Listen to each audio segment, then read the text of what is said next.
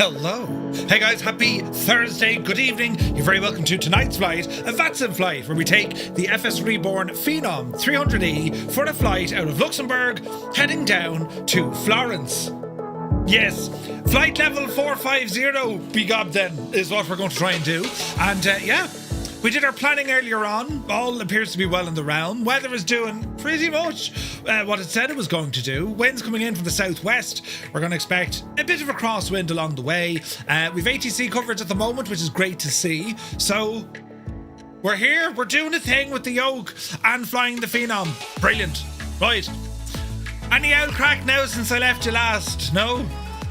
I went out anyway and I got this kind of grass feeder, anti-moss, anti-weed gadget.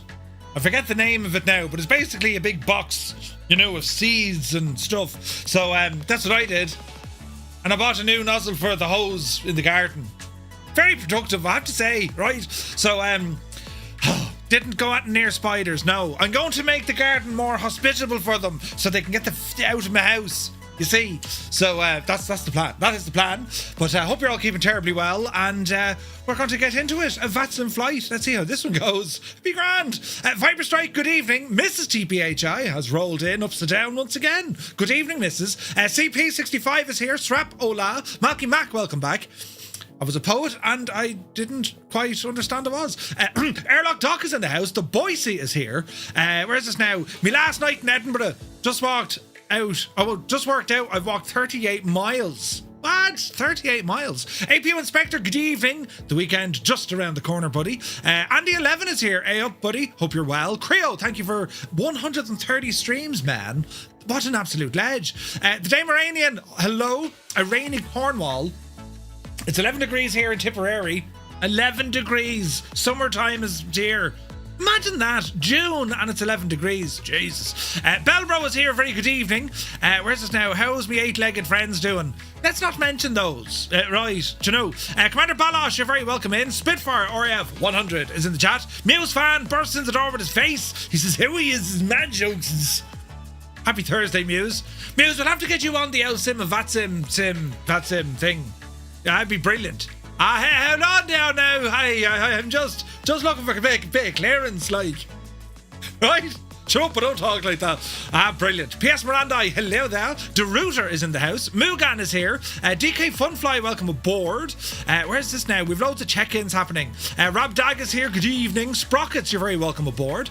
Let's see here now. Retriever Neil. He says, good evening, Murph and chat. Murph, I can get you a good deal on the new car I posted in the bar if you're interested.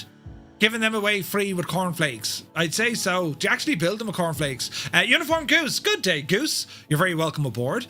Let's have a look over here now. Sumner is in the house. Lurking tonight. Hope you have a phenomenal flight. It's good to see you, Sumner. Cracker is here. Thank you very much for 150 streams in a row. The man is an absolute ledge. Now, let's see what the crack is over here. Look, Toto2495, a very good evening to you and to Mrs. Toto. I hope you're having a lovely day. And Idle Cutoff rambles in. He says, hiya Murph, Cambridge calling. Hello from Tipperary. You're looking well. What's the weather in Cambridge? Now, let's have a look. Bijani. Home Wrecker, good to see you. To in County Cork. Hope all is well. One Foxy Bingo Gav is here. Jamaumu, you're very welcome. Eamon, 1973, has rambled into the chat. Good to see you, Eamon. Grimmy McGinn is here. Who else came in the door here now? Rob Dog got 5 in a row. Good man yourself. Exclamation point spider. Will you shag off, will you? Did you pick up a new spider vacuum? No, I didn't touch it. The missus is home now, so it's grand. Mrs. Two-Tone can look after all of those things. You know, keep me out of harm's way. Photos by Kev is here. Evening, fellow Smurfettes. Good evening, Kev. Good to see you. Now, YOLO is in the house. Welcome aboard. Where is this now? Mr. TPHI, he says, hello, everyone. Yesterday, I stubbed my toe. I mean, straight away, this is going to be painful. It hurt so bad to the point I wanted to amputate it, and Mrs. TPHI was laughing her head off, so I showed her. It was damaged right to the bone. She said, ooh and ah, and then started laughing again. She's a keeper. Cause yourself grotesque bodily harm, and your significant other will just laugh. They're keepers. Yes, they're keepers. Someday I'll do it, says Muse. Brilliant. Evening all, says Sunjammer. 15 degrees here and I had to clean up some spiders from around the rubbish bins. I don't know. Welcome to married life, right? Very happy Thursday to Liptorius. Good to see you, buddy. Who else come in here now, look? Naughty Gnome is here, just dealing with a CTD. Joy. Ah, Jesus, Naughty. Colonel Fork is here. Good to see you, buddy. He says, Murph, I'm told that there are spiders that remember your face. So when they attack, it's personal. Also, there also appears, there's also spiders that remember your sleep patterns, so it knows when to escape its terranium and attack you. Colonel Fork, you and I go way back. I mean, we go way back, right? I mean, what is this? What is this? You're trying to terrify me? Because it's working. It's working. Jesus. Right. Enough of them talks of spiders. Cambridge, wet and warm, 15 degrees. Right. Charlie's in the house. Murph, I heard spiders rare the stream. They rate the stream 10 out of 10. Oh, do they? Yeah. Oh, yeah, they do, yeah. Mutley, good evening. Hope you're well. Bloody hell, Colonel Fork. Talk about, like, Janie. Kubi Montana is here. Very good evening to you. Hope you're well. Dave Cleary. Legend, Dave. Welcome back, Dave. Northland Air, happy Thursday. Hope all is well. Anna Crosses is here, good to see you. Roll Tide is in the house. JP Gaming, good to see you. And Flight Sim Max. Max, where have you been? The place hasn't been the same without you. Where's this now? So the YouTube check-in thingy, I've shagged it. It'll be unshagged come midnight. Right, and then it'll be grand from tomorrow. I'll show you, right? Spider Aegis does whatever a Spider Aegis can. If I have to be terrified, I'm taking you with me. Consider me there. Right. Commander Freezer, good evening. Mutley, you're very welcome aboard. Yeah, I'll show you what I got up to on the gadget here, look. Just saw on Springwatch Spider. No. Commander Freezer, you're very welcome in. Enough of the spider talk already. Jesus. Right. Swamp, that's a shocking photo to come up behind my head of me with a sheep. Right, now, you wonder, we do some very strange, silly things here. I'll show you the gadget here, look. Where's my stuff? One of those? Yes. And is it one of these or one of those? I think it's one of those. No, it's one of these. Aha! So our check-in map. So I fixed it to an extent. Right, I fixed it to an extent. So what we have here, you can see our route, what we're doing, where we're going, and it includes a couple of waypoints now. Isn't that terribly fancy? And if you click on a pilot, it's still not doing the shagging thing. It was working earlier. So it'll show you where people are, sorta, but then it kind of freaks out. You have to refresh the map, right? But it doesn't seem to be working on YouTube. It will work tomorrow. It'll work tomorrow, right? Exclamation point, check in, and then your location, and that's where it'll horse you in. Look, APU inspector. Oh, Jesus. Oh, indeed, isn't it right? Isn't it right? So yeah, I've broken the map again. I literally spent 10 minutes fixing it, and now it's broken again. Stupid thing. Right. I'll figure this one out, lads, so you don't have to. Right. I wonder, is it just doing that on the website? But look, there's loads of people checking in. 28 pilots in 28 cities in 10 countries. Isn't that fantastic? Fantastic. Check in and location. Yes. Colonel Forks is checking in. He's omnipresent. Check in Bristol. Look, it's all happening now. Look, Jesus, this is brilliant. Absolutely incredible. Crafty Tigers, thank you very much indeed. Colonel Fork is checked in Kazoo, Uganda. Oh no! Oh, Jesus! Look, he didn't mean that at all. Brilliant. What's it like in Uganda this time of the year? Do you know what happened? You have to put them in all uppercase. All uppercase, right? Try it again, Colonel Fork. Try it again, right? That's so funny. There was a button pressed there. Who pressed that button? Crafty Tigers, thank you very much indeed. 18 months, buddy. What a legend. Check in, Kazoo. Couldn't find that location. Oh my goodness. I need to update it because I cannot find Kalamazoo. You see, if you didn't say that about the spiders, it would have worked. But because you've upset it, it's saying, no, this guy isn't friendly. He's dangerous. He's out to get us. Check in RD. I mean, if it knows where RD is. Yeah, right. Check in Kalamazoo. Now, look, be gob then, I got you. Well, sorta. Did it? Checked into Kalamazoo in the United States. It's up around here, neck of the woods, isn't it? Yeah. We're up that neck of the woods somewhere. Right, brilliant. Check in late. Look, it's all brilliant, isn't it? Absolutely brilliant. Anyway, I'm so very proud of this. Oh, look, we got West Coasters. We got some West Coasters as well, which is great. Anyway, I'm very proud of that. We'll go mess with that in a while. But here we are with Phenom. And we are currently on the GPU. I've set up my flight plan.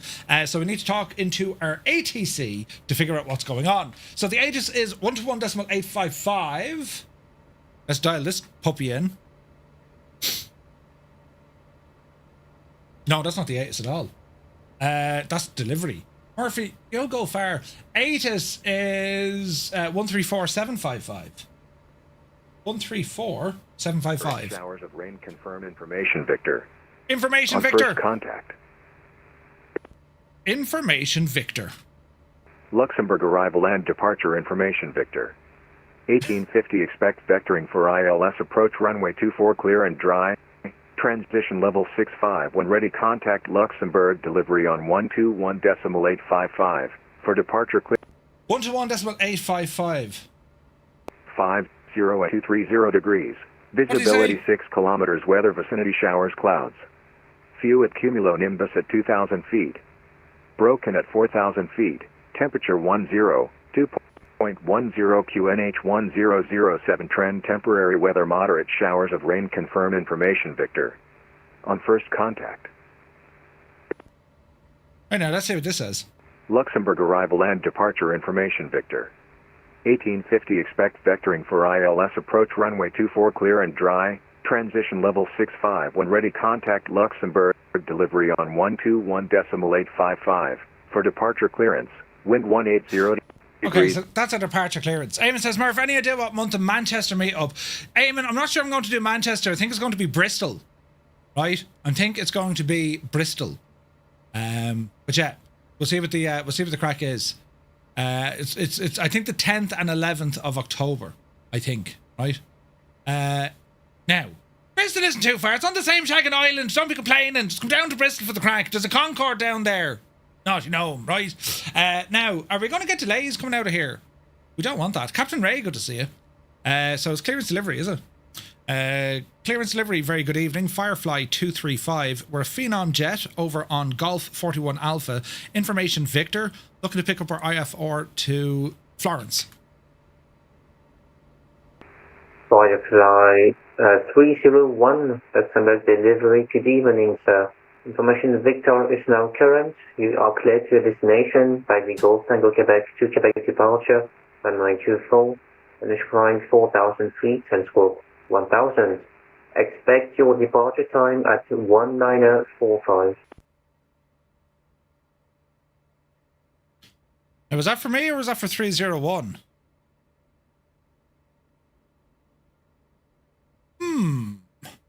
Just confirm that was Firefly 235.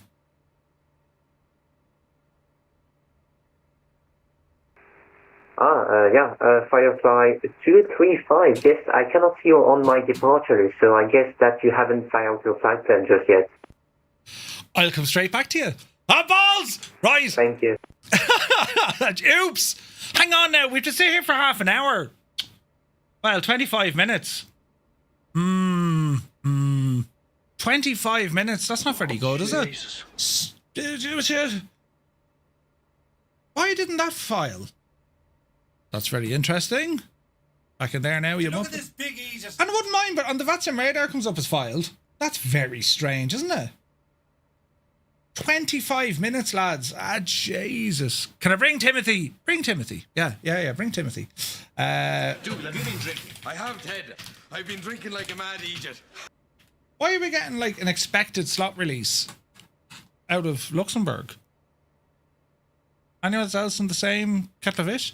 I live here and you won't turn up. Wait, what? That should be there now. It says filed. That's going to push me late, lads. I really can't wait 25 minutes. Let's see here now. Anyone else check the departure time? Is there an event on here or something? Hang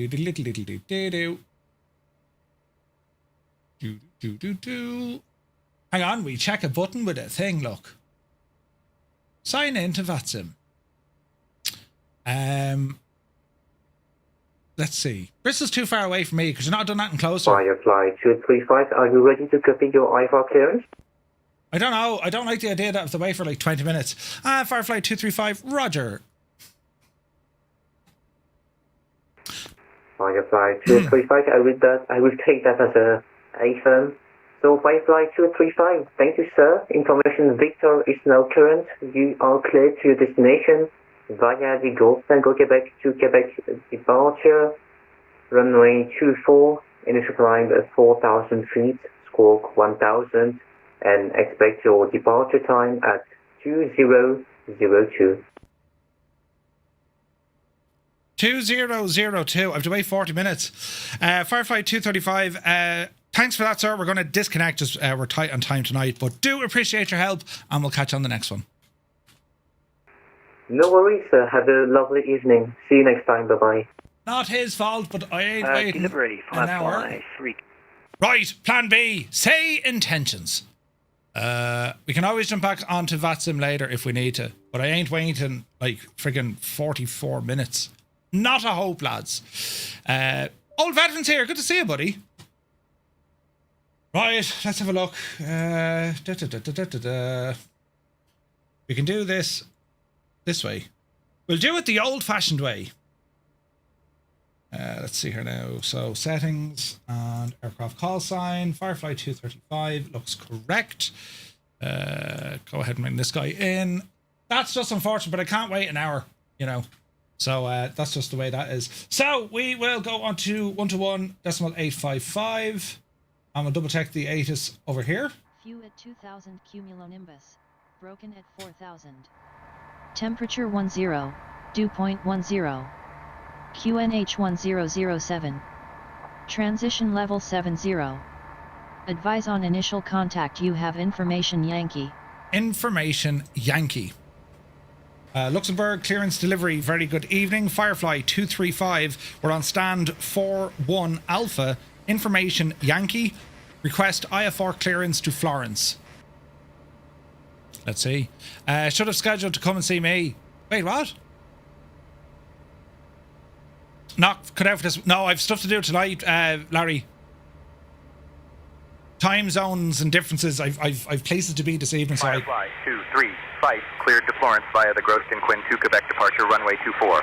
Initial climb flight level 060. Departure on 118.905. Squawk 5341. 5341 118.905. Cleared to Florence via the Golf Tango Quebec to Quebec departure. Runway 24. Initial climb flight level 060. Departure 118.905. Squawk 5341. Firefly 235. Mark, good to see you, buddy. Firefly 235. Read back correct. Tower will be on 118.105. Roger, we'll talk to Tower on 118.105 for Firefly 235. All righty then. We'll request engine start. 118.105. 118.105. Okay, and we need to put in some information regarding our squawk. Squawk number was 5341. Enter. Standby. Stick on.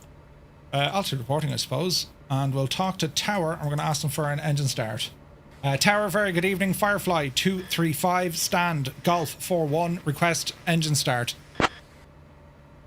Close the door. Riot. Firefly 235, push and start approved. Face southeast. Start approved, face southeast, Firefly 235. Right, that'll do. Right, quick check on me stuff. We have disconnected all our external components. All our pumps are on. And now we're going to go for an engine start. So let me see. We're going to have a look at the aircraft systems.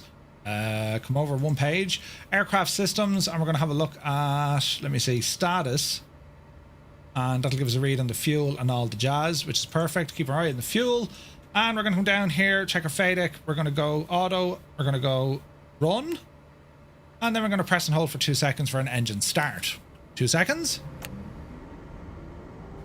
And we monitor. Ignition is on, the bus came off. And we monitor our ITT. Looking good. N1 is stabled, 482. 482, that's a good start. Lovely hurdling, 482. We're going to come over here and disconnect our GPU. And we'll go for an engine 1 start now. Select run, press and hold, 2 seconds, 1, 2. Right engine takes the extra bit of oomph. Shed bus is off, we have ignition, ITT rising, and N1 is spooling. 98 Vulcan, good to see you. Welcome in, buddy. Yeah, no, it's an unfortunate one with VATSIM, but it's just, I can't wait an hour, lads, like, Jesus. So we'll get the ball rolling with this. Okay, that is a good start on both engines. Probes coming on. Flaps will be set for 2. Reset our pitch. About 10 will do us.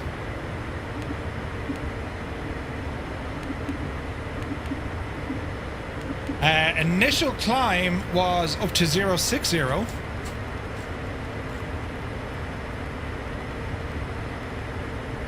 That'll do us there. Watch our speed here as well. It's a G3000, I think. Okay, we're looking good there. Flaps looking good there. Across the engine. Lights here, all looking good. Window heat we'll put on after takeoff. We're looking good over here. And we're looking good over there. Right, so we'll talk to the tower and look for taxiing. Tower, Firefly 235, request taxi. Riot.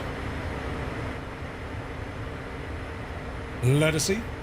Firefly 235, runway 24 taxi via Lima 9er, Bravo 1, Alpha, Alpha 2. Taxi 2, runway 24 via Lima 9er, Bravo 1, Alpha, and Alpha 2 for Firefly 235. 2 dogs, good to see you. Flight Noob, good to see you. Right, let us have a look. Do. So we're going to ramble in from Lima 9, which is straight ahead. Hang a left on Bravo and then all the way down. Right, that'll do. We shall go taxi lights. And I think we're good to go. Double check everything here looks good. Everything there looks good. Engines are running. That's all fine. That's all fine. Right. Off the brakes. Small bit of power forward. And let's see how we get on. This race will carry on from the Boise. Typical the Boise. Typical the Boise.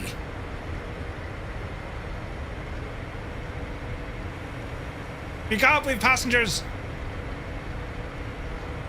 Easy now.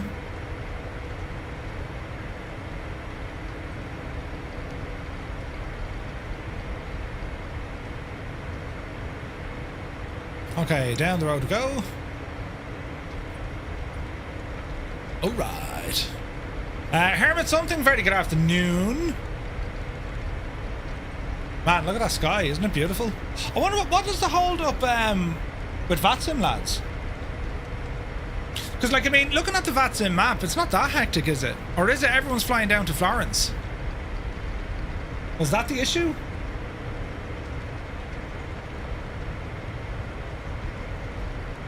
I'll have a look at the map. Like, 6 departures out of Luxembourg. I don't get it. There's nothing scheduled for Florence at the moment.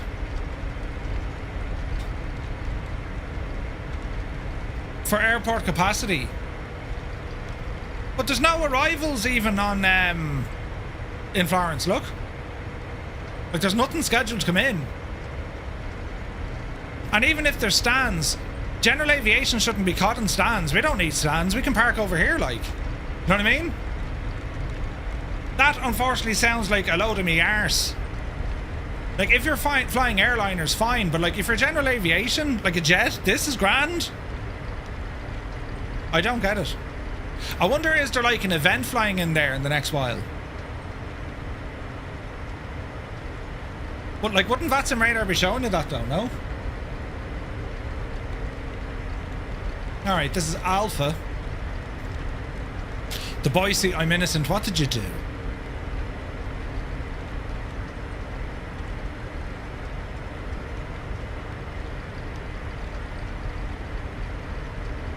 Oh, Jesus.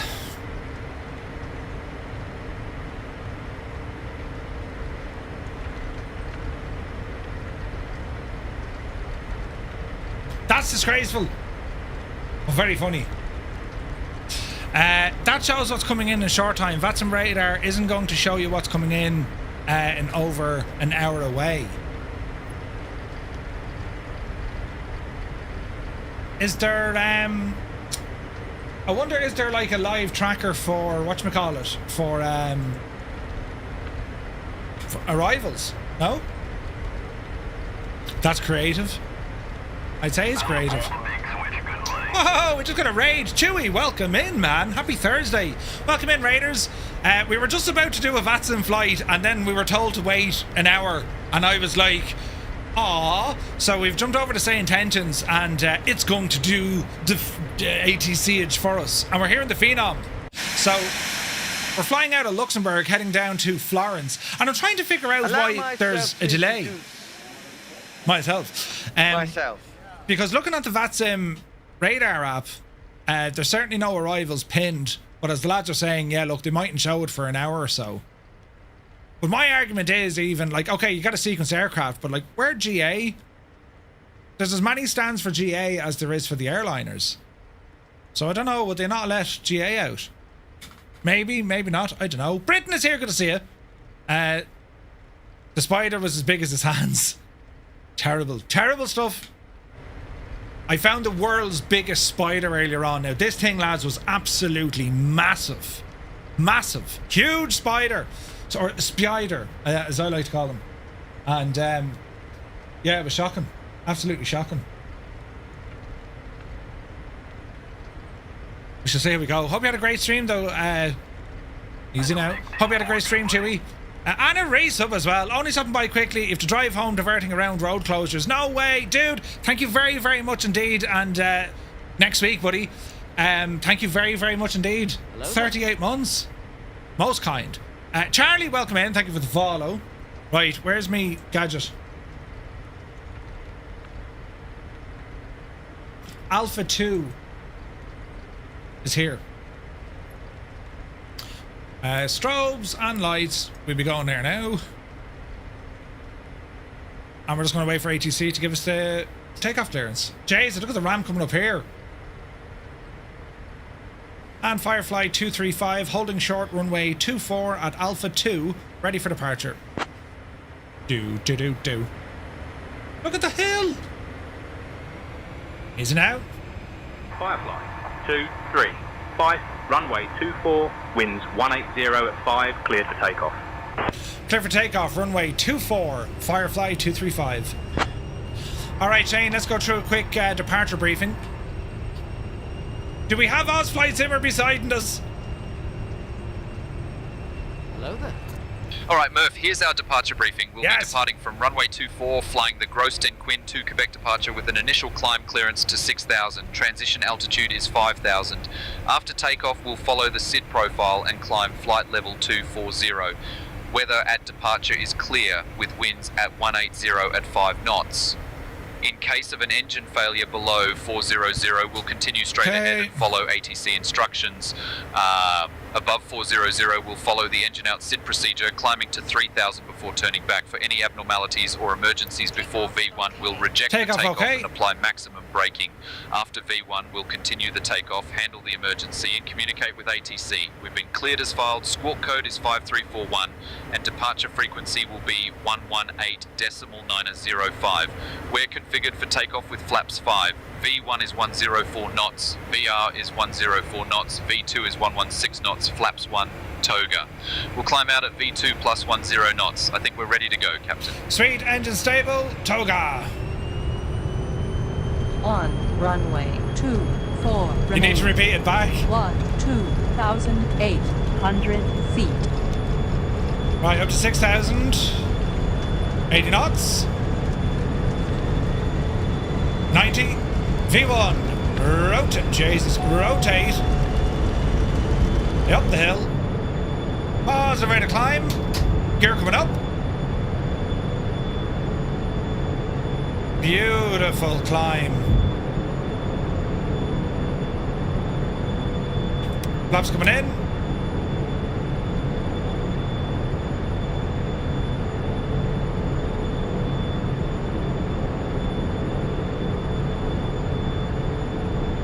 Climbing at about 2,500 feet a minute. Firefly 235, contact Luxembourg.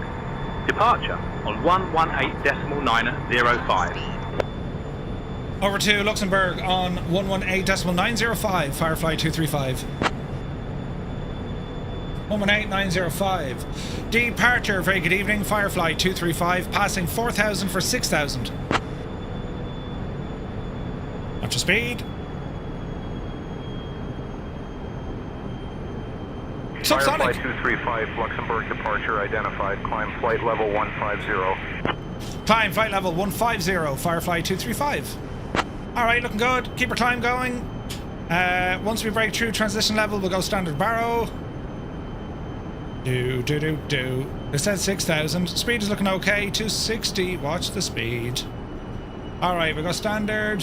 We'll go standard. And we continue to climb.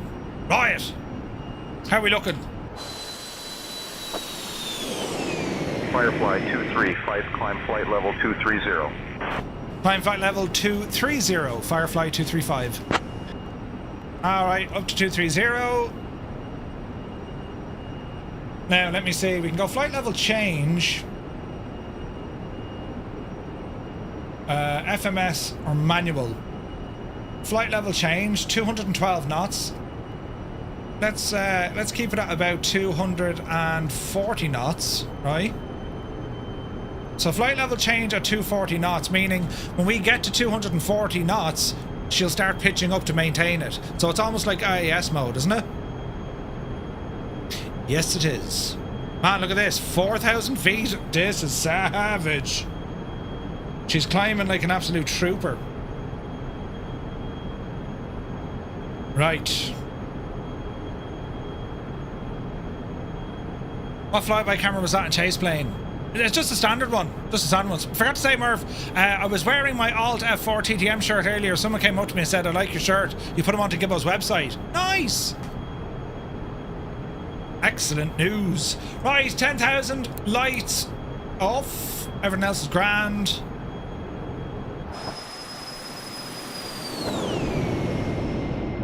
Oh. Now we filed for flight level 450, so we'll keep an eye on what we're doing here. Weather radar, that doesn't seem to be doing much, does it?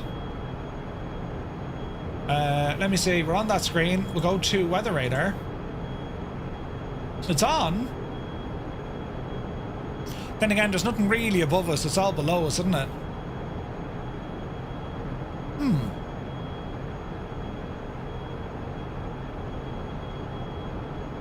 Okie dokie. We'll come back a screen here. So this is currently looking at our ECS. Does synthetic vision automatically... No, I was thinking that. Firefly 235, climb flight level 310. Climb flight level 310, Firefly 235. Easy now. Easy now. Right, 310. Eagle Castle, good to see you. Normal clouds aren't going to display on radar unless it's rain. Yeah. Filthy, good to see you. Cy Murray's here. Good to see you, buddy. Leonardo da Vinci, such a great plane. I've been watching in real life videos about it. Yeah, dude, it's so good. I think it's LC or JC driver. Brilliant. Brilliant. Right, we're climbing nicely. Speed is good. We're still at we're shy of just 4,000 feet a minute, lads. Rocket ship. Beautiful. Terrifying, but beautiful. Right. How else are we looking?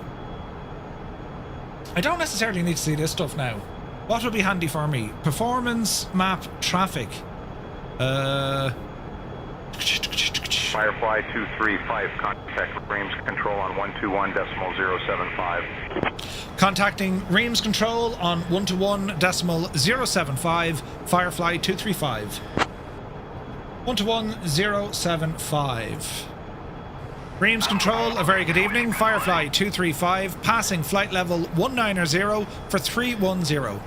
Jeff Faviano's in the house. Good to see you, man. You're very welcome aboard. Welcome in, Raiders. You're going to be first for once. Reims Control identified. Good evening. Brilliant. I wonder are the French on strike. Jeff, thank you very, very much indeed, buddy, for the raid. Lads, welcome in. Hope you had an awesome stream. And we're here in the FSR 300E. Allow myself to introduce the Phenom. Myself. We were doing a flight with VATSIM, but unfortunately they have a delay, just an event on somewhere.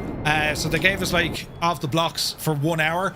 I'm terribly pressed for time. I didn't have an hour, so we transferred. 35, climb flight level 390.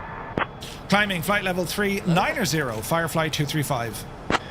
So we transferred over to say intentions, and it's doing all the heavy lifting for us. We have full ATC coverage, and we also have a co-pilot, which is brilliant. But yeah, thank you very much indeed. Looking forward to next week, buddy. Welcome in, JD Spurs. Good to see you. Welcome aboard. AA Triple V or AV, welcome in. And what a treat. It's so very kind for the raid. Appreciate it, lads. And oh, come here, Jeff. A built a yoke is terribly sexy. Look. So hang on, I'll refresh it because it has a moment. If you type in exclamation, I'm terribly proud of this. If you type in exclamation point check in, one word, space, and your location, it'll appear you on a map. Ew. In only brilliant look. Iowa Scotsman, good evening. Murph's going to be first. Yeah, it had to happen sometime, didn't it? Brilliant. Check in Fort Worth. No, Fort Worth even. There you go. Not dead, isn't it? So we can have a look. Cy Murray checked in Dublin. Frankie checked in Norfolk in the US. Old Veteran in Fort Worth, Texas. Isn't it very fancy, isn't it? It works with YouTube as well, but I've broken it, so it'll be fixed tomorrow. English, Murph, yeah, you can do it. Check in Porto in Brazil. Ah, brilliant! Not deadly, isn't it? You too, not Bono on the Edge, you too can check out the workings of it. It's over there, look. King of the Rodeo, good to see you. I have a question. I used to play flights in 2004. You were never very good at it. Where do you learn to play this, or is it just trial and error? It's a great question. I mean, you're not going to learn it overnight. You know, I mean, anyone who's into their flight simming, it's relatively a long road. There's certain things you can pick up quite easily, especially if you kind of stick to the one aircraft type. There's tremendous courses out there in relation to, you know, the Navigraph Academy. There's incredible utilities out there, like say Intentions. I mean, I can program to have a, you know, Firefly 235, climb flight level 450. Climb flight level 450, Firefly 235. I can load in a mentor, and I can be asking the mentor questions about, hey, what do I do here? How do I do this? Right, so there's great utilities and tools out now that help. Plus communities, man. Communities. Looking forward to it 1 week? Yes. I couldn't get this check-in page to work, says Gregor. What's it doing, Gregor? Just give it a refresh. Do you know? Black Sheep Gene, yeah, it's not working on YouTube until tomorrow, Gene, because I broke it. So it's exclamation point check in, yeah? Look at that, man. 57 pilots in 57 cities, 17 countries. You know, yeah, you do from here, And it'll also show our flight plan. That's a new addition, so you can zoom in and see what it is we're doing. And well, now that's not working, but it was working earlier. Why is that broken? Yeah, right, listen, I break things all the time, so don't worry about it. And as I said, the YouTube stuff will work tomorrow. It's just I broke it for today, you know. Right, we're still climbing at 2,400 feet per minute. We've just passed flight level 300. Sideways.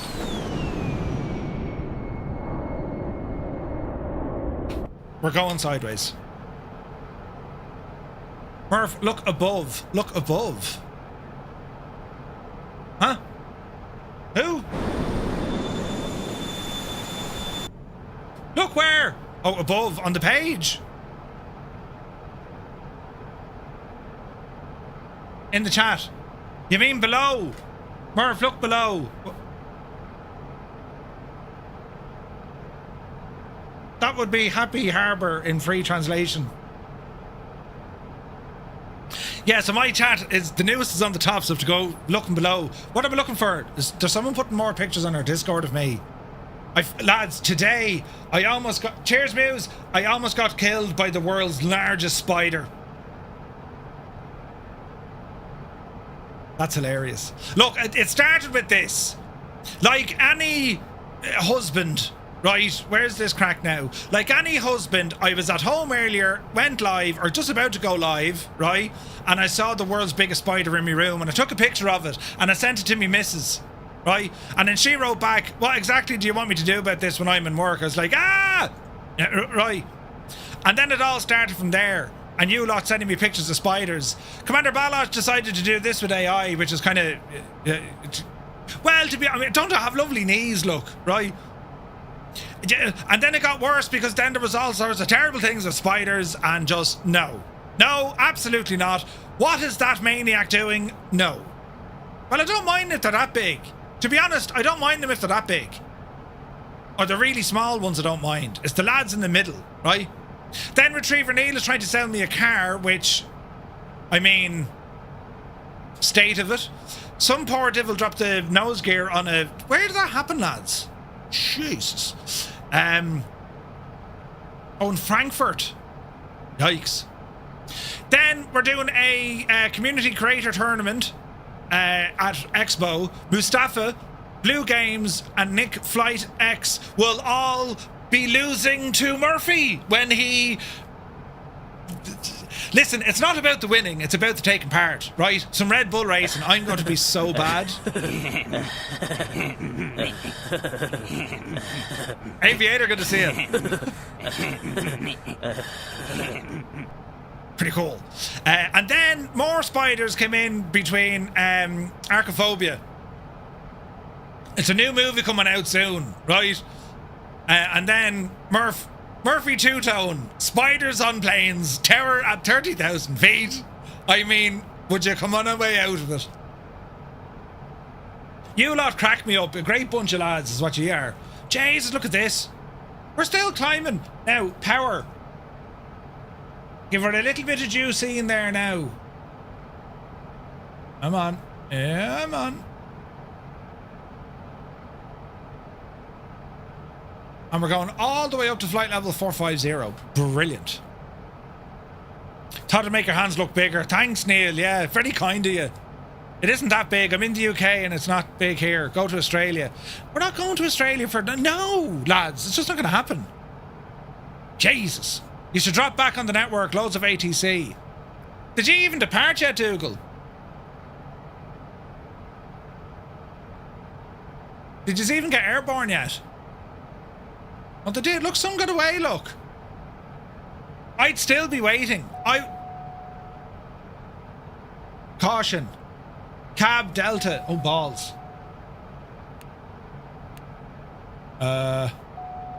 Auto. Cabin altitude. Pressurization. ECS turned off. This is going to be a... Juliet. Aircraft systems. ECS.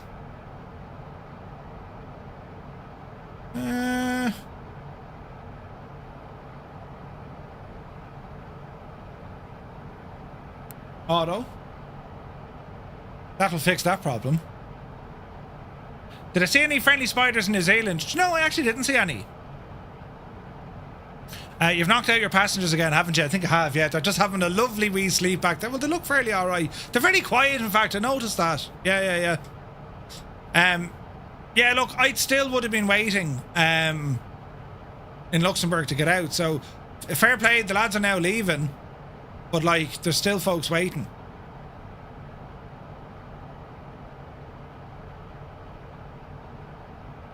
You know? But there's a fair chunk of coverage, to be fair. But it's only as far as we get to kind of Switzerland. Although, we do have it coming in into Florence now. There's still no arrivals coming in. Why is that? They're flying with you, Murph. They can't get a word in edgewise. Wait, what? You didn't see them, but I bet they saw you. Yeah.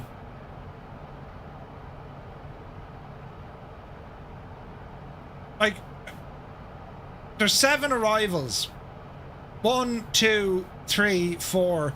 5 of them are from us. So why was there a delay? Can someone tell me?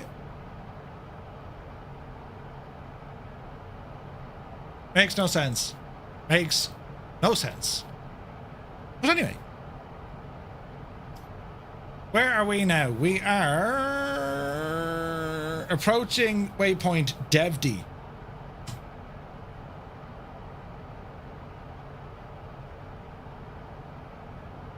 DEVDI is our next waypoint in 50 miles. Jesus, look at the view. The French are on strike again. What? Yeah, even the French VATSIM. We will strike because the real world is on strike. That's very pretty.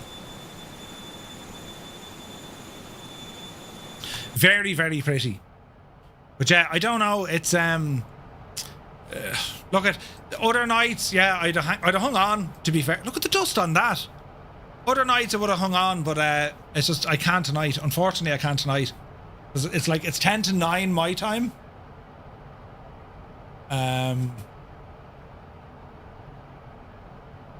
Yeah, it's 10 to 9, which means I wouldn't have got clearance for another 10 minutes. That would have been 10 past 9. I wouldn't have been landing till close to 11.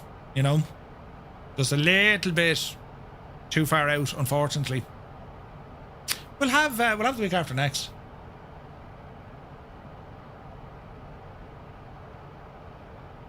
I still don't get it though why GA was held back, you know? No, Banana, it's really good, buddy. It's phenomenal. This is a great airplane. It is absolutely class. We're just about to reach top climb. Flight level 450. This is giving us a ground speed of 365. We're dealing with all sorts of wind. 47 degrees. Like, we're going sideways, look. Look at that. Gorgeous.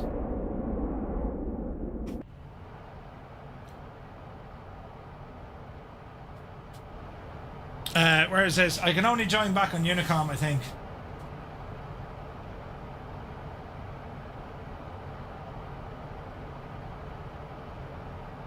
But sure, we'll see. But yeah, it was weird. There was no mad... Do you get the yaw damper mist-trim often? You get it constantly. So, Disco, if you're getting yaw dampener mist-trim, you need to adjust your rudder trim. That's what's wrong. So you need to come down to your rudder trim and give it a little bit of a maneuver. The yaw.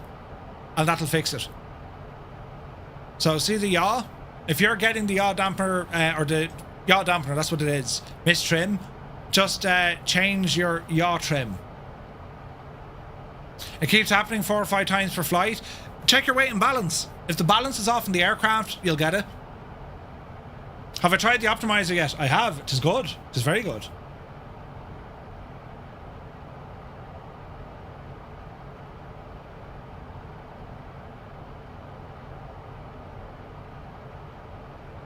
Yeah. What event was on, though? Are we aware of an event? Like, there must be an event. Welcome to flight level 450, lads. This is very pretty. Now, we should be in con climb for all of this. We'll go into con climb. Easy.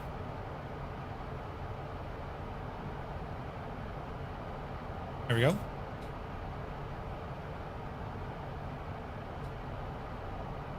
Mike Coffee, good to see you.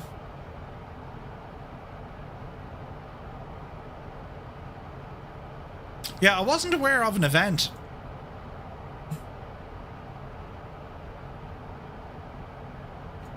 Like, there is a lot of aircraft on VATSIM. Like, it is class.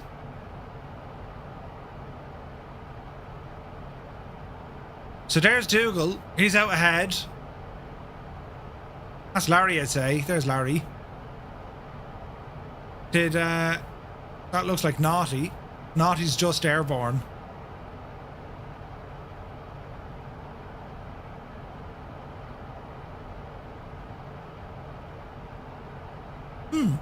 What's the name again of the program to pop out the instruments? Glass Out. Glass Out is the name of it. It's very good. Bloody hell, Glass Out is deadly.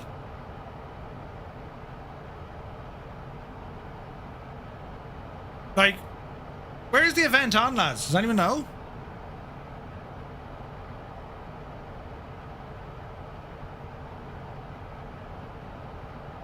Like, there's still only 7 arrivals.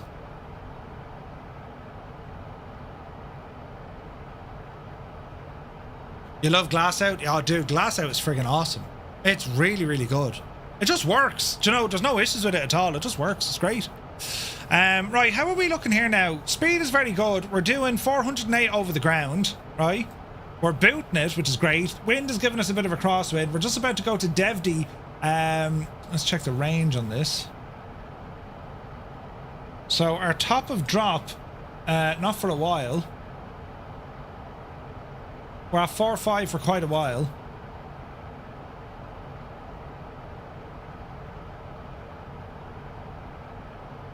So around ROBAS, so we can see it there. That's where our top of drop is going to be. Alright. Aircraft is okay. We're 17 degrees in the cabin, 17 degrees in the cockpit. Our warning has gone away, so we should be okay.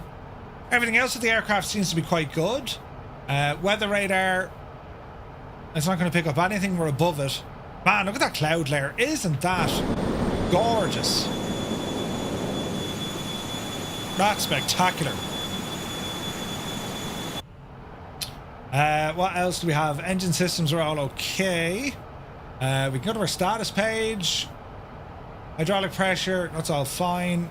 If we were to look at our ice sensors, they're all okay. Fuel is good. Electrical's good. Aircraft is good. Now, what other things? We have utilities in here. Let's have a look. GPS status, initialization, setup, avionics, and navigraph. That's all okay. I would love to see more options in these eventually. Do you know what I mean? But for the moment, we're good. Flyboy Dyer, welcome in. There's so many apps and websites out there, it's very hard to decide on money well spent. But the good thing is, Homewrecker, you can get the absolute vast majority of stuff for free.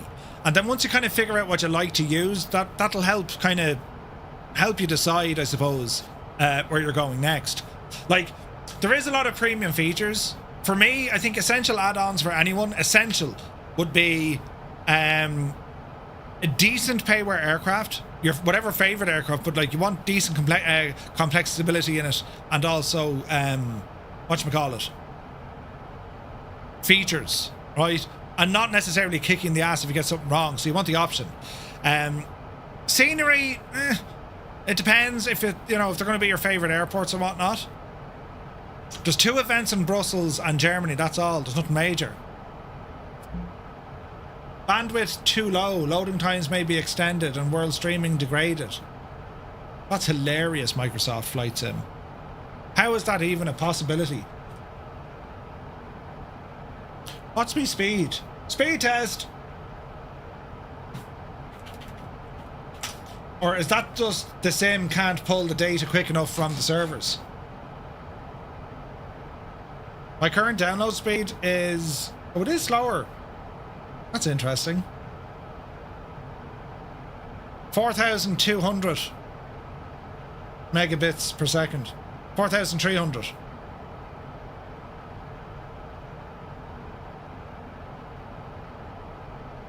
Yeah, that's interesting. Very interesting. So there's 2 events in... so are they looking after that traffic up there though, no? Firefly 235, contact Langen radar, 119.2. Over to Langen radar on 119.2, Firefly 235. 119.2. 119.2. Langen radar, Firefly 235, flight level 450. You get that all the time, says Goose. Okay. Europe being Europe. Like, don't get me wrong, I love VATSIM, but like, tonight is a 100% use case scenario where it's like, I don't have time for this messing, you know? Might be Microsoft, you literally got the same warning. Ah, Flipperella is here, good to see you. 119.2. Nothing back from Langen Radar. Langen Radar, Firefly 235, flight level 450. Firefly 235, Langen Radar identified. Good evening. Good evening. Right, we're going okay. We're having some internet issues on the west side, Seattle. Ooh, interesting. Flipperella, I hope you're well. How are the lads getting on with VATSIM?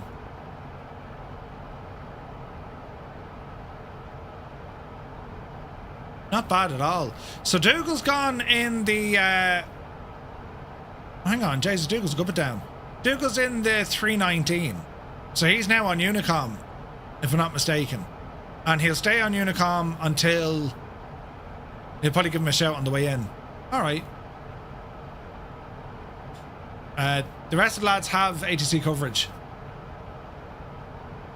Sky Command, I saw you, 100%. Firefly 235, contact Alps Radar Zurich Center on 119.225. Over to Alps Radar, Zurich Center, 119.225. Firefly 235. 119.225. 119.225.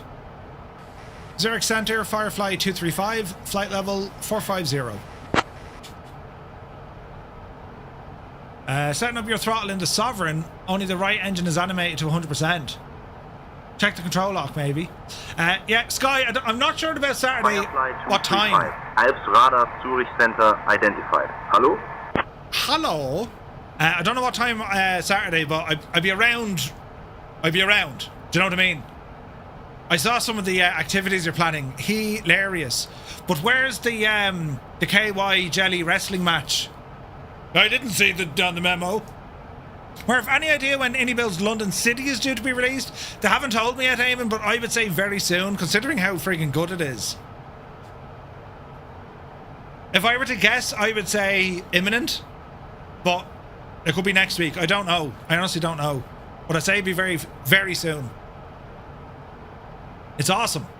We've flown out there this morning as well. Like, it's class. I really like it. It's a nice challenge, like. You know what I mean? But, yeah, we're doing well. Ground speed here, 462 knots. Man, the Phenom is an absolute champ, isn't it? Like, the only restriction the Phenom has, ultimately, is its range. It isn't a long-range jet, but it's a fast jet. Firefly 235, contact Swiss radar on 133.05. Contact Swiss radar 133.05. Firefly 235. 133.05. Let's dial it in. 133.05. Swiss radar, good evening. Firefly 235. Flight level 450.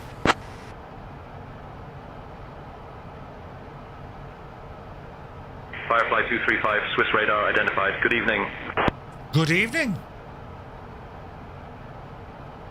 Yeah, CPU usage now. I need to figure out why my CPU usage, it's not great on this PC all of a sudden. We need to check to see what the devil is doing. Let me see now. Does the new London City have moving trains at the station? I didn't see moving trains. They've buses and stuff, but I didn't see any trains, no. They have like a cable car thing going across. Which looks very good. Yeah, my PC is under savage pressure. Even me cameras are jittery. What's going on here, lads?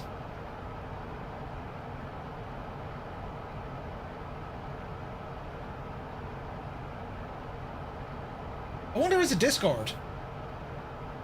Discord can play absolute havoc.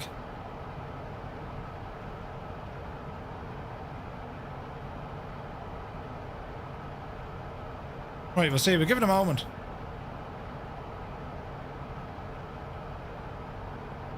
Cameras are really slow. Yeah, what the devil? I am running a lot, I suppose. That could be the problem. Yeah, it wasn't Discord. Like, I'm pretty sure this kind of stuff here isn't great. Spider's Revenge. We'll keep that map open because I like that. It's hardly all Edge doing it, is it? I wonder, is it this map? Could be that map. Close that. An AMD Ryzen 7 9800X3D just should not be under any sort of pressure whatsoever. At all.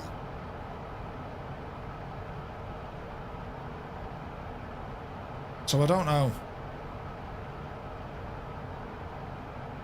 I wonder, can we manually push the Devil to like maximum? Like, I'm at 100% load every now and again.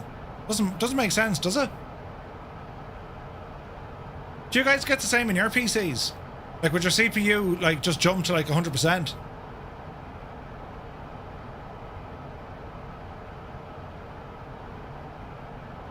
Like Edge, the sim is using quite a bit, but like, I don't know. Kills my skills. Good to see you, buddy. Welcome in.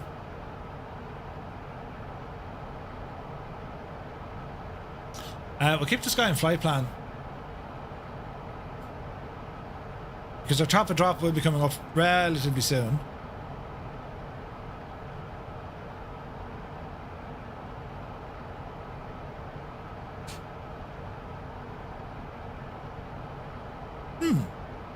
But all the stuff that you have running, there's no telling what it is. I've no idea.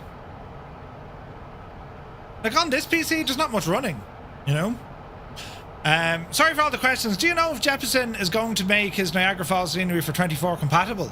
I'm not sure, Steve. I'm not sure. You'd have to ask him. Jep has been so very, very busy, though. Do you know? He does a lot of work with... Hello there. He does a lot of work with Parallel 42, you know? Jake in a boat. Good to see you, Jake. Welcome in.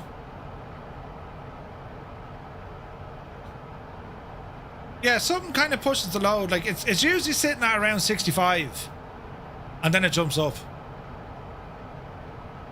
Your CPU is at 26. Yeah, so there's something not right in mine. Like, why is mine suddenly at, like, 65, 87, 66, 92? And, like, I can't see what's running. This, maybe? Unlikely. Open track. Streamer bot, which is nothing. An LRM. 2 screens. No, like the screens would be no,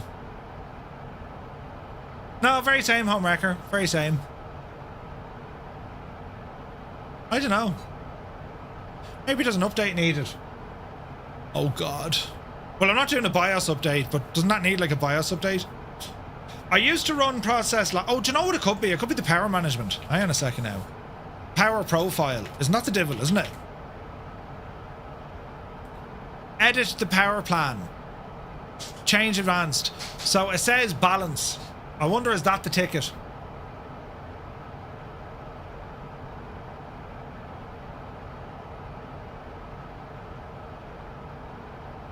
AMD power slider. Best performance. Processor power. 5 and 100. Shouldn't they both be up a lot higher? Minimum processor 80%. Let's see what this does. Probably won't do that now. Processor, PCI, link, no. USB sleep, disabled.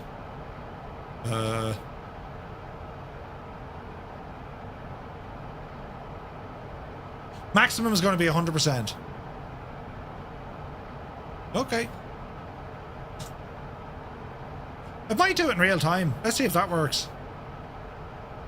It's sitting on 65% and hasn't budged. Placebo, perhaps? Maybe that's what it was.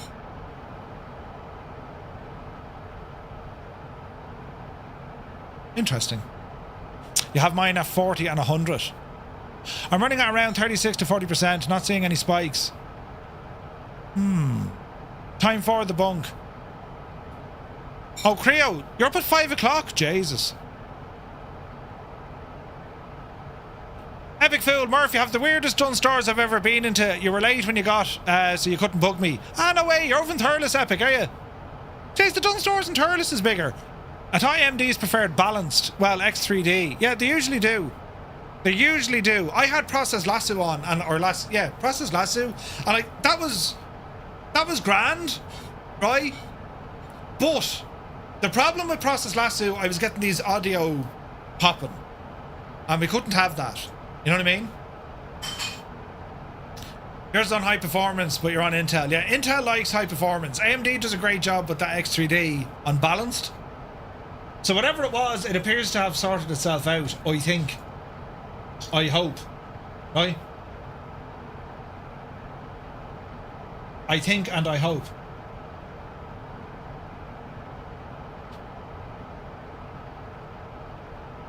We'll wait and see then.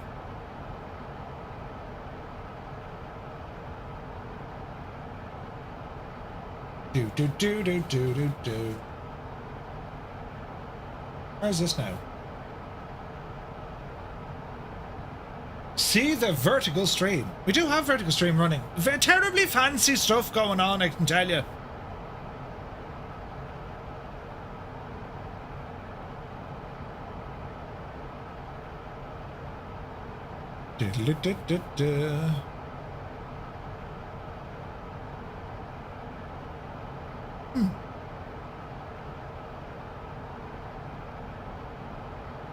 Okay, we're looking good. So far, so good. And we should be planning for our descent. ODINA we're at. SOSON. No, we're okay for a while. We're over the Alps, but of course it's night time and, well, it's dark and it's cloudy.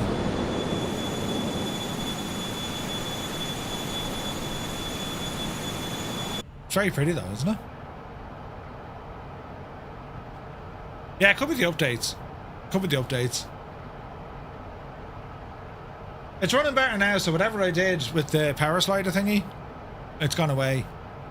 Because, like, there's other things in the background that can be running that you're just not aware of, like cloud syncing, all this sort of crack that goes on. Do you know what I mean?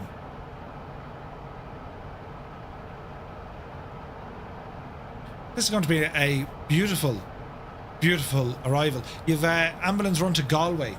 Rajel?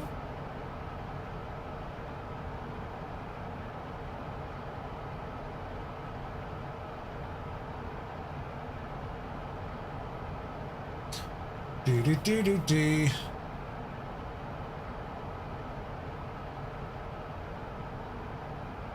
It's not working.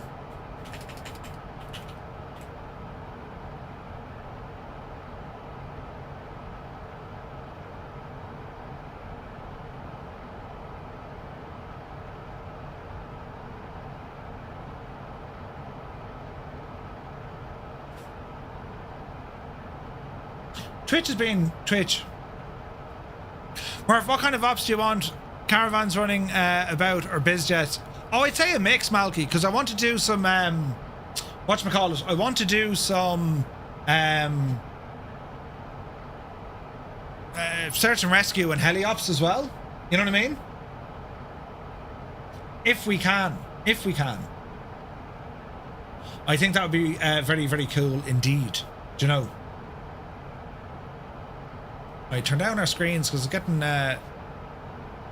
dark here, isn't it? Now, isn't there lights? Yeah, there is. Fancy lights. And then our cabin lights for our peoples.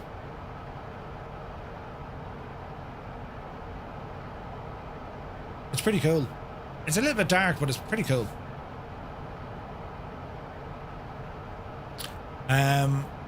But yeah, I think some caravan ops are always going to be good. Like, put it this way, right? We have... you're looking at leasing a Sovereign. Ooh.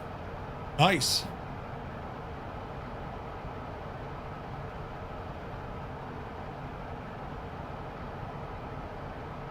Yeah, Sovereign could be nice. I need to check out that Sovereign.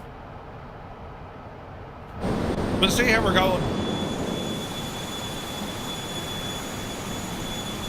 It's quite dark. We're over the Alps. We're about to cross into Italy very soon.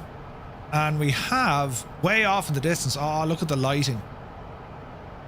Look at that. That's deadly. I gotta say, man, the lighting inside in the sim, isn't it very, very good?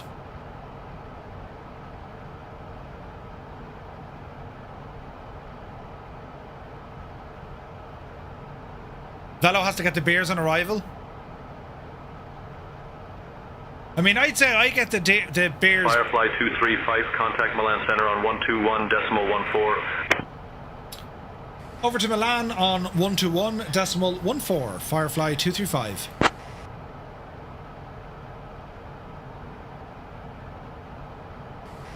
Milan Center, Firefly 235, flight level 450. Ooh. Firefly 235, Milan Center, identified. Good evening. Good evening. You need to do a check ride even just to fly the caravan, which is currently up in New Hampshire. Yeah, no, I need to jump into it. Like, I haven't flown the caravan in a while. There's just not enough time for all this flying work to do. Do you know what I mean? Dreams of Wings, good to see you. Loving the Phenom, a lot to learn. You know, there's a lot to learn, dude. There's a good learning curve in this, especially if you want to do it right. But it's quite good. Murph, I downloaded Reshade, what a difference. Oh, yeah. Yeah, like, you can go nuts at Reshade, like, that's basic sim, that's Reshade on, you know? This is pretty. It's pure nighttime, but it's pretty. Reshade, I find, is quite good. It just makes all the difference. Rex Atmos is grand as well, but you're constantly tweaking that. Reshade, you set it, forget it. It just does its thing, you know?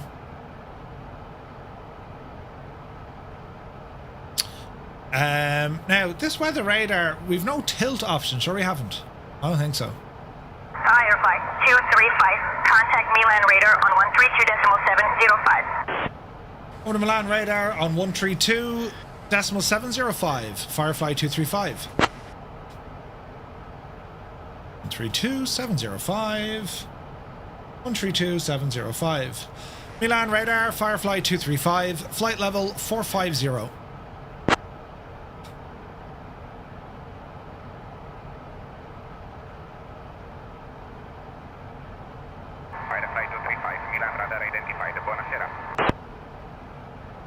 Brilliant. I wonder now.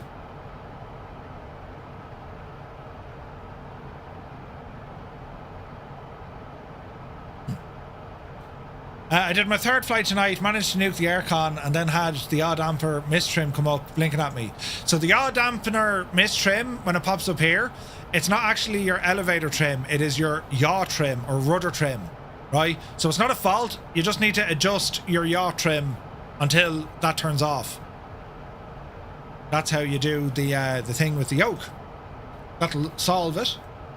Okay, so Serrano 450, and then ROBAS is going to be lower. So top and drop is just in between both of these. All right. Yeah, that's so strange. I'm back to like 100% on the CPU again.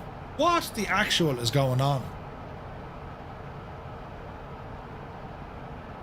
I thought everything was grand, but now, you know.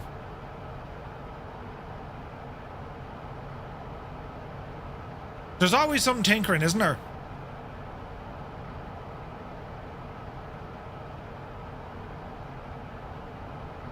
Like, there's lots of stuff running. Right?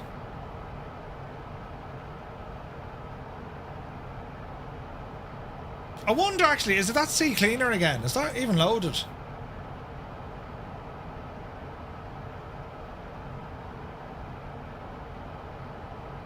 I wonder is sea cleaner causing this? Remember you lads were telling me sea cleaner's a pain. Hey, Kanzui's here, good to see you. Welcome in, buddy. Because is sea cleaner trying to scan stuff? End that. And end that. Right, we'll kill that. Claude I'm not using, so we'll kill him. This barrier windows mover crap, I'm not using him. The couple of times I've had the popping or skipping of sound, disabling both Bluetooth and USB power management. Ooh.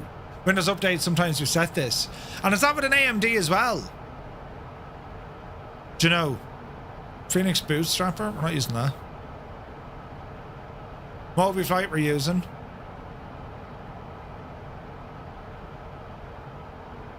I wonder what it could be. Well, I've no idea what it can be.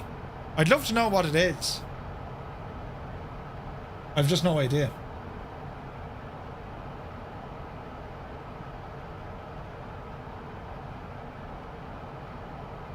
Interesting. I don't think it was any of those that I closed because it's still going up to like 90%. Vertical track. Vertical track. Firefly 235, descend via GAPMI 1 Alpha to 3000 into Florence, QNH 1010. That was nice of them. Roger, descend via the GAPMI 1 Alpha down to 3000 feet into Florence, QNH 1010, Firefly 235. Right. So, where's GAPMI? It's not for a while. At GAPMI we need to be between 170 and 130.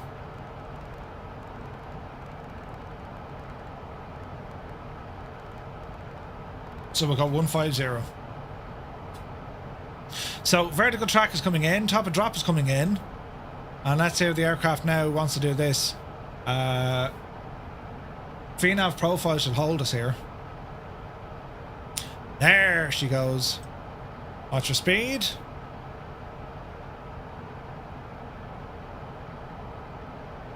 She's descending fairly lively, isn't it?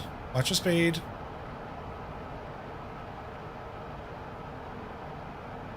That's better. Right. Richie Ricardo, good to see you. It's been a while. Have they managed to turn 24 into an actual flight sim yet? Or is it still an Xbox PS4 game? It's on the PS5, Richie.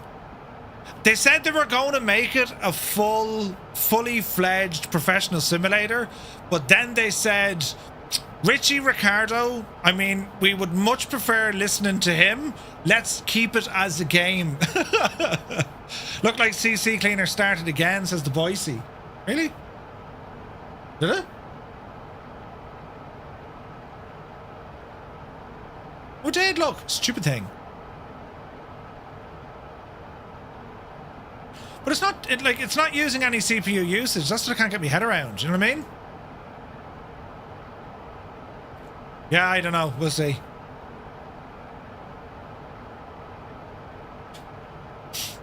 It is what it is, yeah. Chalks, good to see you. Alright, so we're doing alright. Speed is doing alright. We do have speed restrictions here as well, so we just need to watch that on our conversion heading down the road. But look at the lighting, look. Jesus. That's beautiful. Beautiful.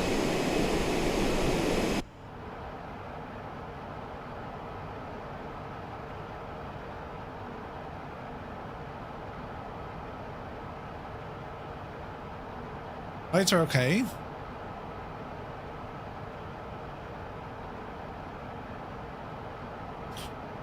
It's at 100% again. It's gotta be the sim.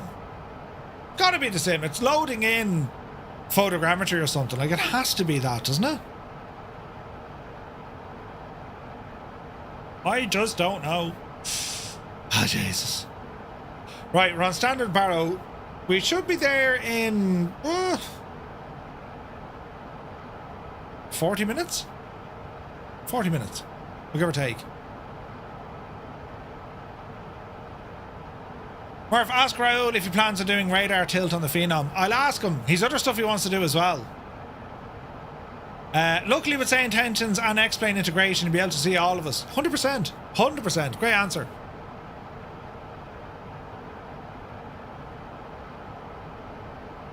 It'll be I need to jump into X-plane soon to do to test that. Do you know what I mean? Hey Derek, good to see you, buddy. Welcome aboard. All is well. We got a delay, unfortunately, with VATSIM, so I had to jump off because I just have stuff I need to do tonight. And, like, I honestly don't want tonight to be, like, a 4 a.m. finish. The beauty of time zones, right? So, yeah, it's just, I couldn't wait the hour. Like, we literally our expected off the blocks would have been 20 minutes ago. Only starting the flight 20 minutes ago. So, like, we're well into this right now. We're a full hour already into this flight. Do you know what I mean? But it is nice. There's plenty of look at all the GA aircraft here. Look, that's cool.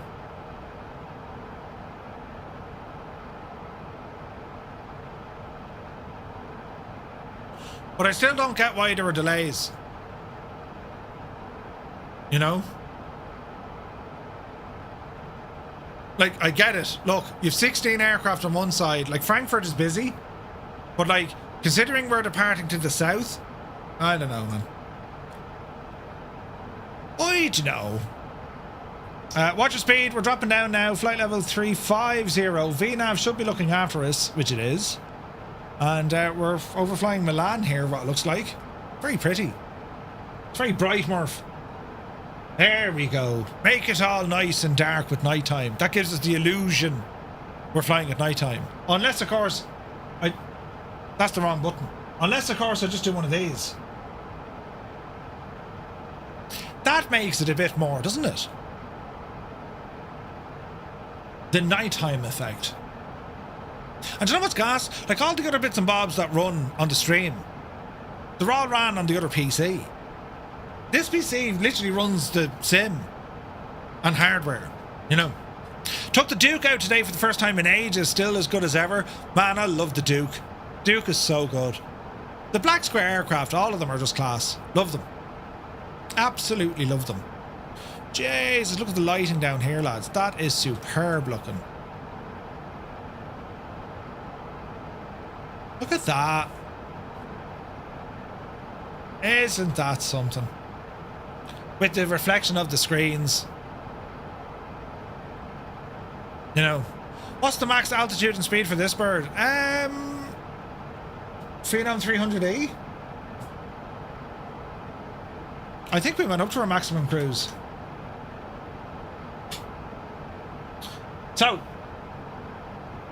maximum speed is 464 knots at flight level 330. She'll cruise at about 453 knots. Service ceiling is 45,000 feet.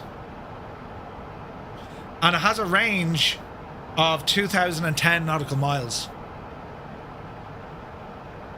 Do you know? I mean, look at that view, for crying out loud, isn't it gorgeous?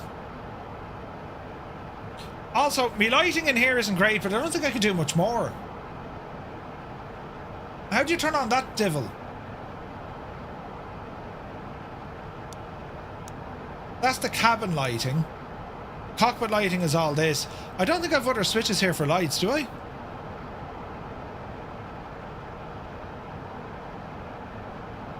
I don't think so.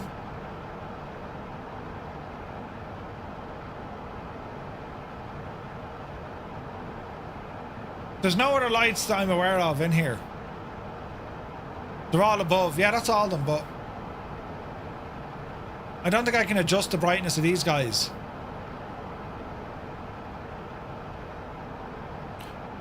There's a light under the... There should be, but... Ah, Jesus, how long am I flying this plane and I didn't realise Raoul put a click spot in there? For crying out loud. Brilliant. Yeah, I was. Clearly wasn't paying attention when they said, Murph, you can click on the LED under the shagging. Oh, that's very embarrassing though, isn't it? That could have saved me a complete headache. Raoul, would you not add an old gadget, you know, to make them lights work? And then, like, I'm meeting Raoul next Wednesday. He'd have given me a kick in the balls. What are you talking about? Jesus. Next thing you'll find the reverser. I didn't know that. Listen, how are you supposed to know unless someone tells you there's a hidden click spot? Firefly 235. Present. The ILS Yankee runway 5 approach into Florence. Advise you have information hotel. Oh, balls. Information hotel. Roger, we will expect the ILS Yankee runway 5 approach, and we'll call you back. We just need to go and pick up the ATIS. Firefly 235. Oh! Can I do that through here? I can, Murph. I absolutely can. Waypoint information, airport. Can I get a refund? The weather. Oh, info. Frequency. ATIS 129er 35. On a COM 2 there, please, Jemima. 129er 35. 129er 35. ND departing runway 05. Wind 250 at 6. Cav OK. Temperature 23. Keen Lafford, good to see you. There's no refunds. QNH1010. Murphy is just your average age, as we understand. Don't worry, Murph. We expected such behaviour. Expect reduced service capacity. Advise on it. Wait. And Firefly 235, we have information. Hotel.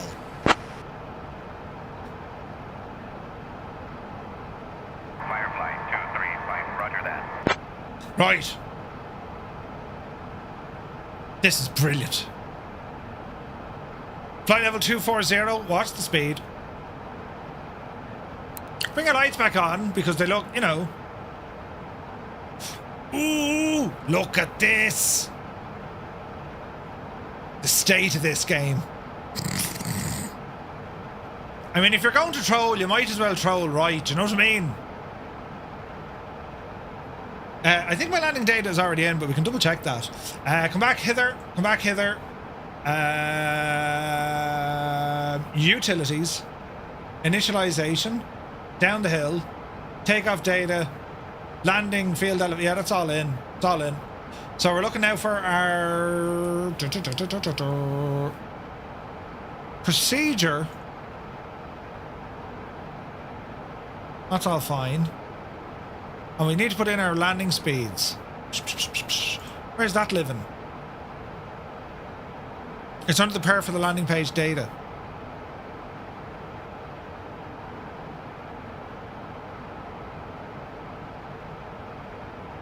Transition level. Balls. What was the transition level she said? HT0. Tower backup operate. 80. Right, that's fine. That's fine. Aircraft. Utilities. Initialization. Weight and balance. Takeoff data. Speed bugs. So takeoff data, weather, runway, takeoff, that's all fine. Speed bugs for landing. V speeds are in. Yeah, no, we're good, lads, we're good. We are good. Perf page, not utilities.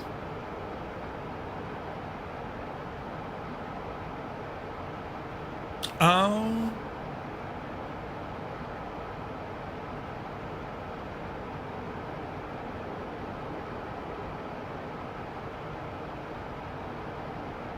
Okay, now we're good.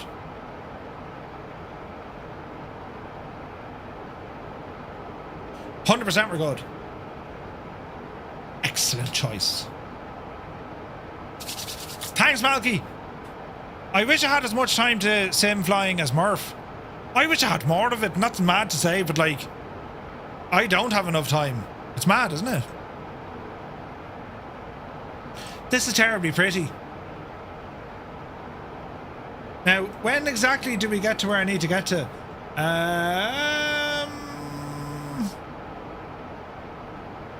Weather radar is okay over there. I suppose we have charts up. We're on the GAPMI 1 Alpha.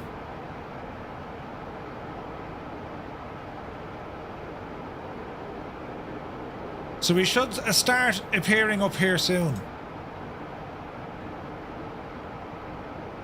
Nice. Malky is me man crush in here. Malky's a genius. Do you have a camera view to see the overhead panel in all planes? I do, Kelly. If they have an overhead panel, yes. I'll always have a view set up for it.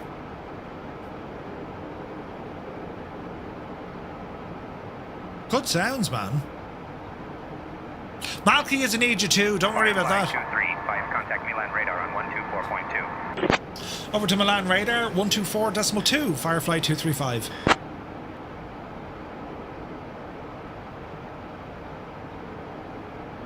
Milan radar Firefly 235 descending through flight level 180 via the arrival for the GAPMI 1 Alpha. Murphy misread the question. Firefly 235, Milan radar identified. Good evening. Good evening. This is terribly important. Biggest problem is I don't know what I don't know. Yep. I'm retired, but I still have other tasks to do.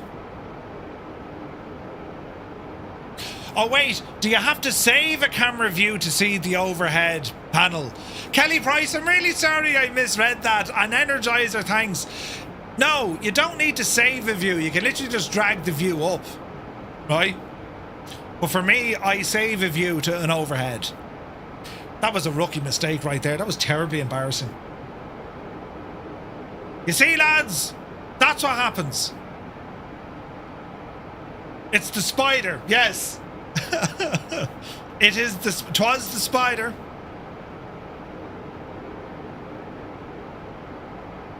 This is pretty. Jesus, look at the view out there, look. Ah, Jesus.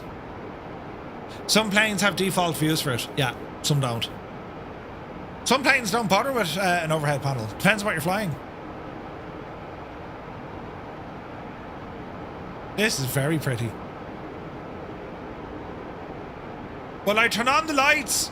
Oh, look. Oh, they're brilliant. Jesus. Now, this is only bringing me down to 15,000. We should be going further, so horse it down there now, Betsy. We'll go down to 3,000 and pray that the VNAV gods will protect us, right? When in doubt, blame someone else. Exactly. I wonder if it's still in the canister watching the flight of the set. Shh, it's grand. Big Al is here, good to see you. You're blinded. Sorry, Al. Ah! Don't do a Kenko. What did Kenko do? I missed that. I saw there was all chatter about Kenko. He did something mad. What did Kenko do? Did he completely mess it up and explode? Watch the speed. He crashed on arrival. Oh, did he? Oh, brilliant. Sure, isn't it what makes us human? You know. Straight into the block of flats. Oh dear, did he? Oh dear. The E-Jet did an E-Jet thing. The E-Jet, I mean, I wanna like them. They look very pretty, but they're just not there, are they? They're just not there. He was flying it normally and then it veered right. I'll need to check that clip. Is that the clip I saw where Grizzle completely lost it? Probably is. Out of control. It's good to see you, buddy. Poor El Kenko. I need to go back and watch it. Right. We have appeared on our chart with our map thing.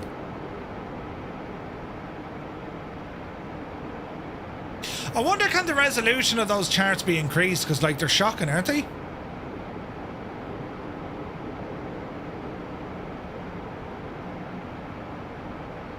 I mean, it gives you a rough idea, but, like, you know. It was Grizzle's reaction that made it. We'll have to check it out. Easy now, easy now.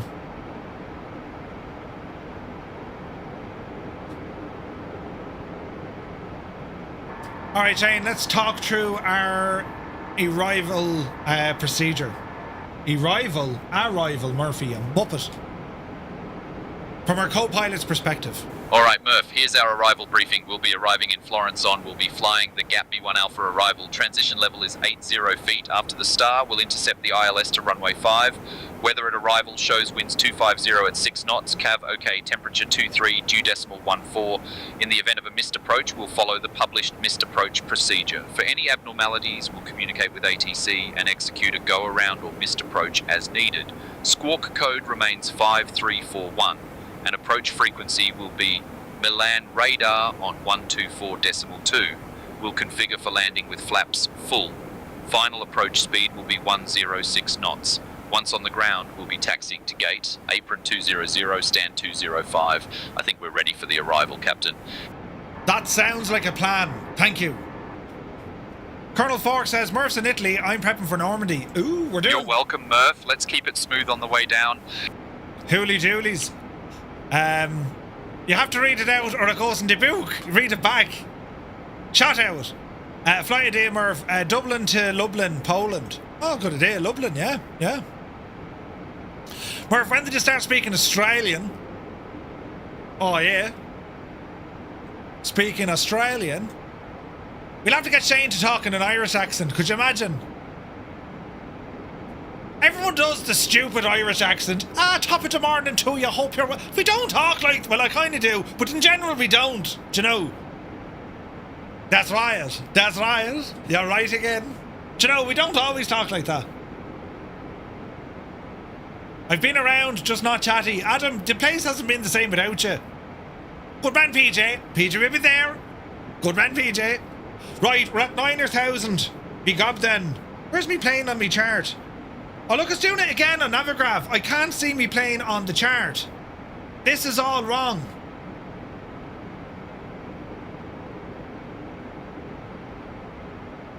Why is it doing this, look? So GAPMI to Utuvi. It's after missing the friggin' approach. That's completely wrong. Flight plan options. Go back. Procedure.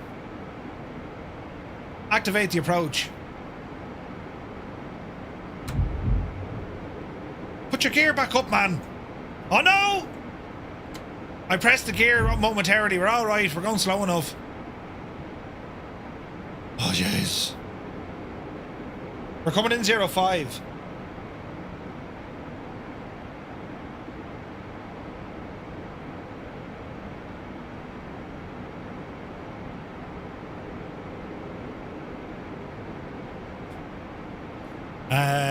Standard barrel.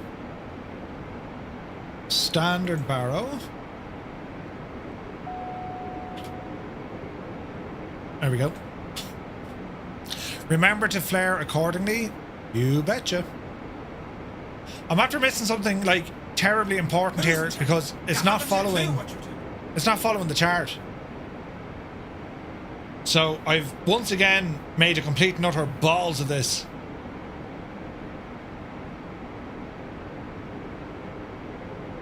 Arrival and approach, but this hasn't loaded it, look. We've effectively skipped all this running around business.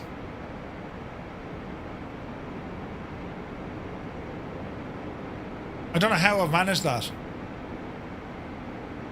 Your navigating does that too. More on Volanta, never worked out why. Like, our procedure is there. Studies, 60% of the time, it works every time. Shannon was selected for world flight during the prime time, like 8 PM. Should be a fun one. Oh, nice. You might unretire for it. Come on, Adam. Like, why didn't our approach... Well, the approach is fine, but, like, the arrival...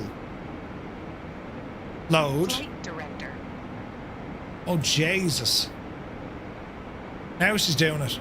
That's so very strange.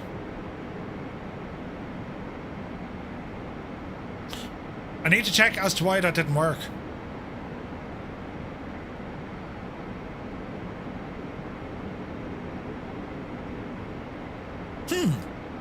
I didn't see that before, no. That's what ATC would have made you do anyway, more or less. Probably.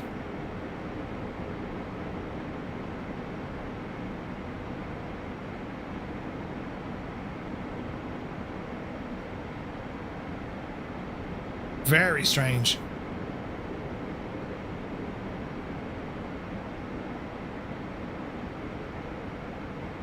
Right, it's an ILS approach. Hello there. Let's see here now. ILS Yankee. Chris Van Halen, good to see you. Alright, 110.3. Nav.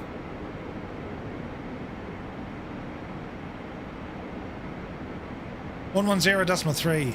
Firefly 2359er miles from Nibitio, turn left heading 0905, cleared for the ILS runway 5 approach. Jesus. Turn left heading 0905, clear for the ILS runway 5 approach, Firefly 235. 0905 on the heading. There we go. Into speed back. We're holding at 4,000 feet. We need to get down to 3,000 feet. V speed. V nav, good luck to you. V speed. And let's head down the road. Right, upshift. Good to see you, buddy.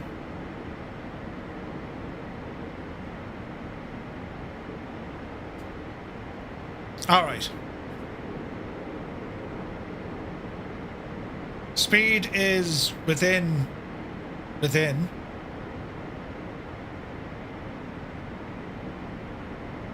Sort it.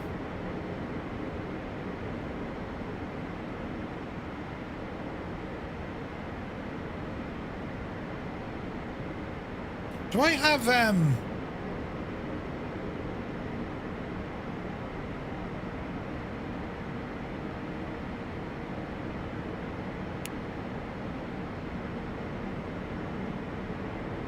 bit of speed brakes? Easy. Get the speed down so we're not making ourselves famous. Alright. Speed is good. Flaps. Yaw dampener.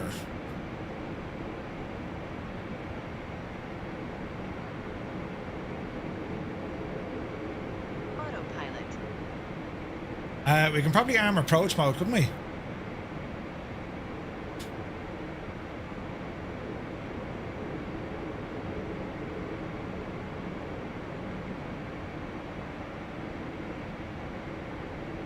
There's nav, there's approach. Why can't I select approach? I can't even arm approach. Interesting.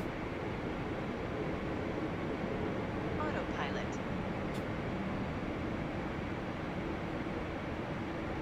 And Firefly 235 established on the localizer. Did I not enable it in the FMC? I'm unsure. Firefly 235, roger, established on localizer, contact tower on 118.3. Over to tower 118.3, Firefly 235.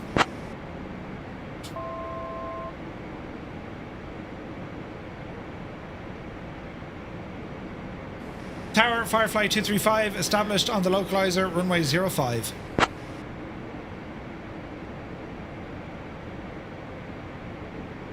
Firefly 235, Florence Tower, roger, continue approach runway 05. Continue approach 05, Firefly 235. Alright, watch the speed.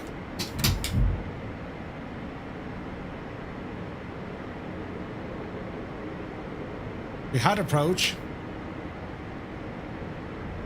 And then we lost approach.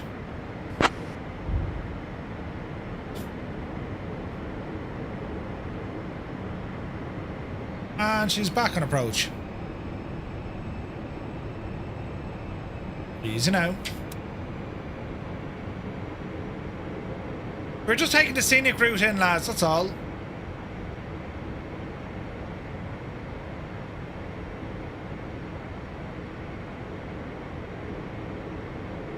There's a runway. Watch your speed.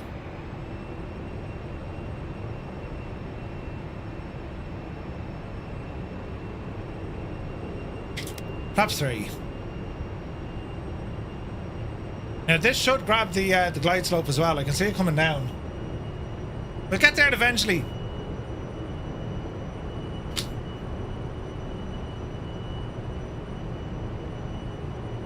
Easy now. Waiting for glide slope capture. Don't pitch up too much. Paper coming. Glide slope. 235, runway 05, winds 2506, clear to land. Clear to land, runway 05, Firefly 235. Right, we're fully established on the glide and we are on an ILS approach. Passengers pay extra for the scenic routes. I like to think so. Not a word out ye! Now, right. Watch the speed. Okay. We is looking good. Sorta. Kinda. Nearly.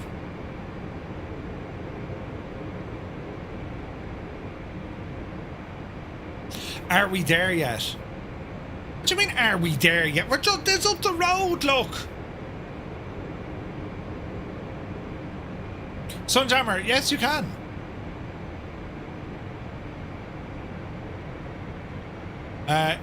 Got your go around briefed. We briefed it, and if all goes wrong, it's, I know what to do.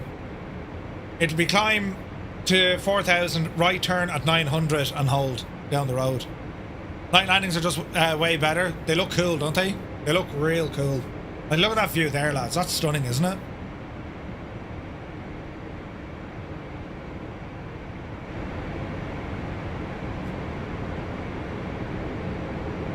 It's an interrogative statement used to test knowledge, but that's not important right now. What's that crawling on your shoulder? My will to live, Colonel Fork.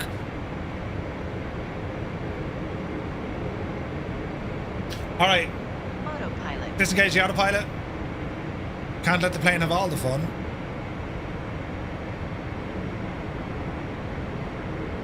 Easy now.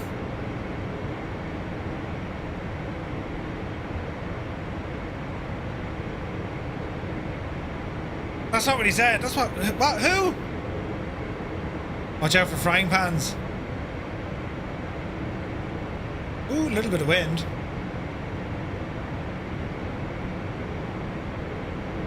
Jesus. This is terribly pretty. Approaching runway 5. Speed's good.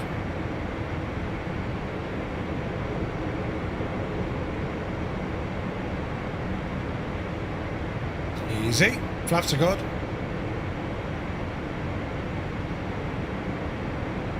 A319s land here, you'll be fine. 500. There's a tailwind and a crosswind. I mean, this is what you want, isn't it? Easy. 400. Ramble in. I got me clearance, Clarence. 300. Easy now. Glide slope. We're a little low, I agree, but we'll correct all that. 200. Easy.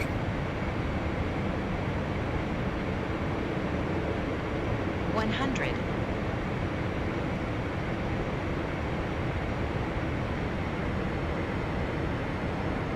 Easy now. Dreamy, sleepy, nighty, snoozy snooze.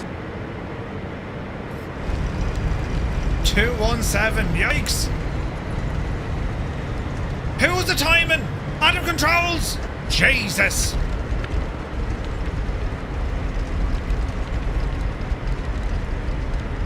There's diesel, manual brakes, flaps in.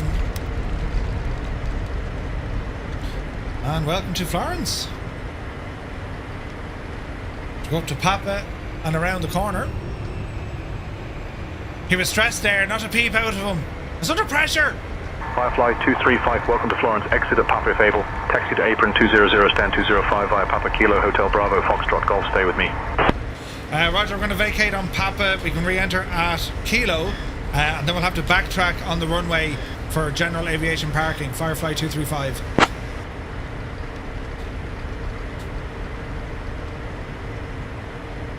Do-do-do-do-do.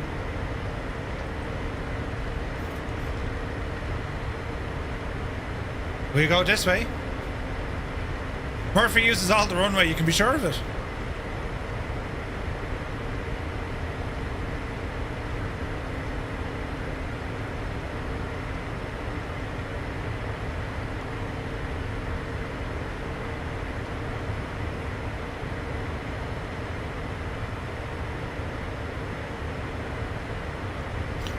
There's always one, isn't there?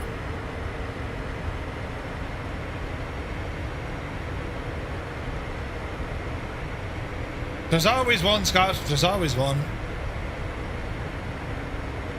Alright, flaps are in. Bleed runners off, but that's normal. Keep our landing lights on for the minute. Put some lights on in here.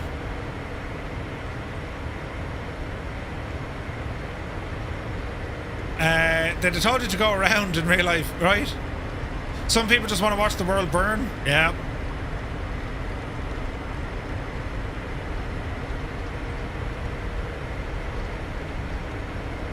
Right, so we have to... This is actually really interesting. This is where the crack is going to be.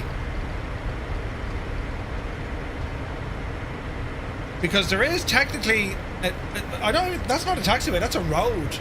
So to re-enter the runway at Kilo and then back taxi down. That's interesting. So we'll keep the out speed up here as we ramble back in.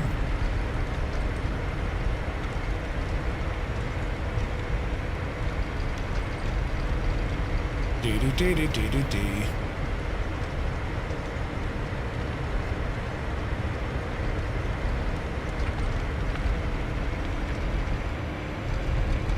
Alright, keep the speed up.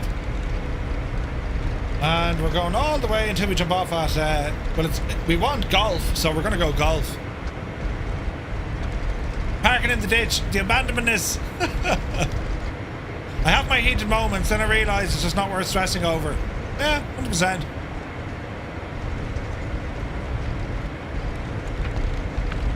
It's a futile argument. It is what it is. Like, you can't change it.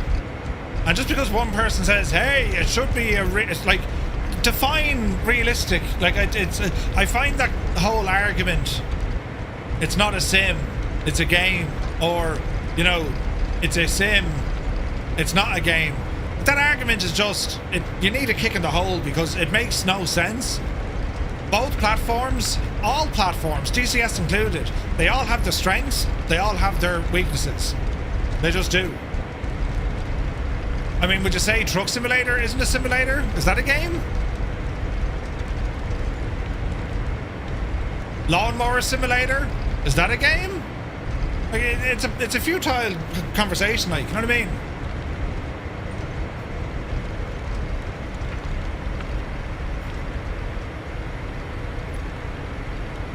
Right now, should I have gone that way? Balls! Say nothing, you saw nothing. We were just taking the... Oh, yeah, a trailer. It was a trailer. Firefly 235, cross runway 05, then continue taxi via Papa Kilo, Hotel Bravo, Foxtrot Golf. Roger, we're going to taxi on to Golf for Firefly 235. Goat Simulator. Yeah.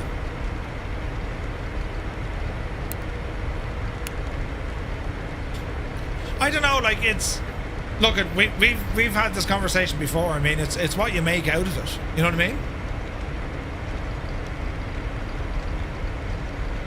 But the fact of the matter is this. I mean, people who have anything negative, I suppose, towards Microsoft Flight Simulator, as in the franchise or the platform, without it, you wouldn't have the add-ons, you wouldn't have the hardware that's available now, you wouldn't have the VR that's available right now. It's just a fact of the matter. It's like, you know, race sim fans, you know, or sim racing fans. They look at something like a Forza Horizon and they're like, yeah, it's an arcade, oh, it's this, that. And the reality is, you need that in the genre because it attracts people. You know, if you've more people in there, the better things just get, you know? Right, that'll do us. Parking brakes on. Lights are good. Taxi light coming off.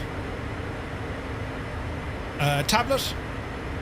Ground ops. We shall request the chocks.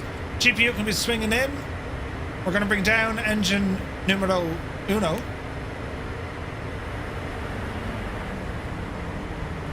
There's engine 1. ECF vents to off. Air conditioning unit to off. Stab trim, leave it alone. Probes off. We'll get a warning for that. That's quite okay. Go ahead and connect that GPU. Connected. Engine 2 coming off. And we're looking good. And the sounds of this thing. Aren't they only deadly? Absolutely deadly. Okay, we're looking good here. We can now open the cabin door. Let our passengers out. Unload your divil. Brilliant. It was a nice flight, and again, unfortunate the delay with VATSIM. I know the lads are flying in VATSIM. They're playing inbound now.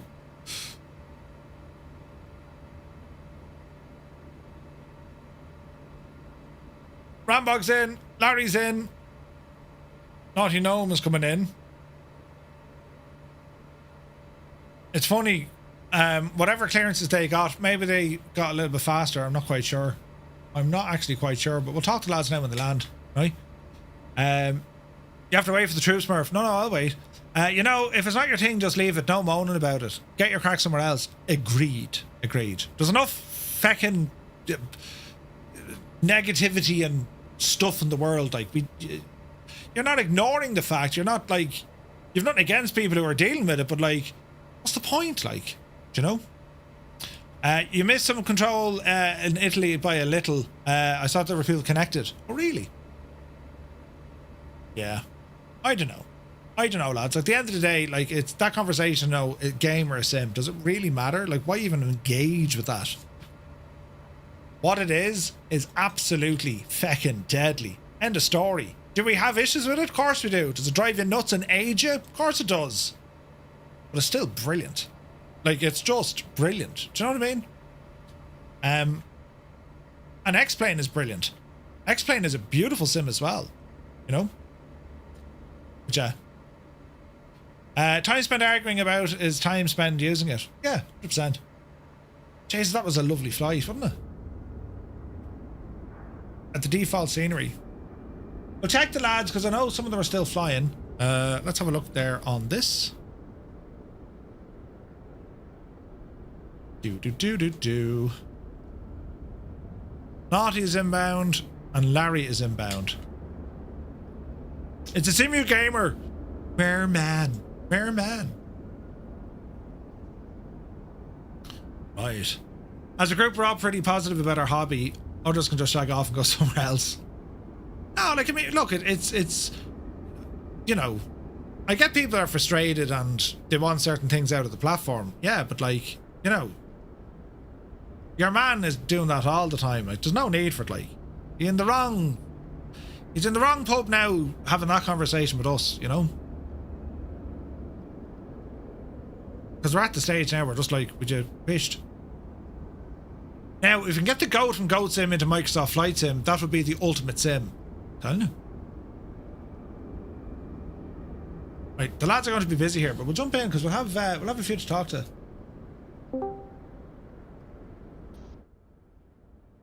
Evening. Be the man. Hello. How's it going? Oh, it's your man. You abandoned us. I did. Come here, right? So, what time are you given for estimated off the blocks time? 1904 or 1935 or something. But we went anyway. As in, you just went a little bit early. Did you call him back looking for clearance? Was it? No. Explanation here. That wasn't an off-block time you got, by the way. That was takeoff time. So off-block time would be about 1:45, and not at 9 o'clock. But yeah, I think my off-block time was 1940. I think you'd probably be landing about 5 minutes from now, Murph, if you'd gone. Well, he said to me it was going to be 20:02, which would have been takeoff time. So remove like 15 minutes from that, and that's your off block time. So 15 minutes. So that would have been 8:45. Yeah, that would be 5 minutes after I went, and I just landed. Really? Yeah. That's interesting. Yeah, I went at 10:02, and I'm just coming into land now. You went at 10:29. Yep. Larry, send Murph that link you sent me, mate. Yeah, I will do when I'm not on shore fine. Go on, Larry, multitask. You've a grand. Oh, we'll get him yet. And do we know as to why there were delays? Did anyone get to the bottom of that? Arrival capacity into here. Because you got to backtrack, Murph. So that was effectively him giving us spacing to plan us to get into here. Is that right? Yep. Yes. Okay. It's a new system. It's been in operation for a few months, mostly in Europe, but essentially it automates slot times depending on ATC capacity and airport capacities. That's interesting. So looking at this, they can have no more than, well, even this looks busy. So they can't have any more than 3 on the ground, because you'll all have to stack. Yeah, they can. In that loop? No, yeah. Probably not. Yeah. But if they've done the spacing right, they don't need more than 3 in there. Yeah. So is this kind of just unique really to somewhere like Florence, where it's kind of one-way landings, no? Sorry, we had some Unicom traffic here, but yeah, so for Florence, they will have an estimated arrival rate of aircraft they can manage, and the system takes that into account, so it will put departure spacing to hold the planes at the gate instead of holding them in the air. Okay.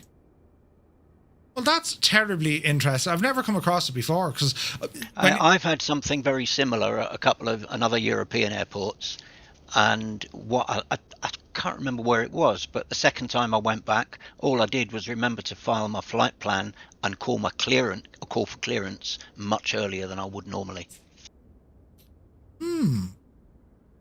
Well, it goes without saying, lads, every time I fly on a Thursday night, I learn something new. Like, that's very new to me, because I've never come across this before. Don't we all? And I was genuinely thinking release time was going to be 2002, so I'm mishearing release or expected takeoff time.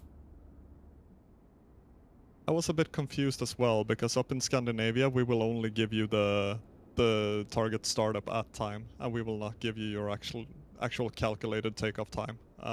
So I guess it differs down here, but usually we would only give the blocks time. Yeah, like usually you get TSOT or you get target time off block or target time of, what was the other one? Your TSOT. Target startup approval time. It's essentially the same as off block time. Yeah.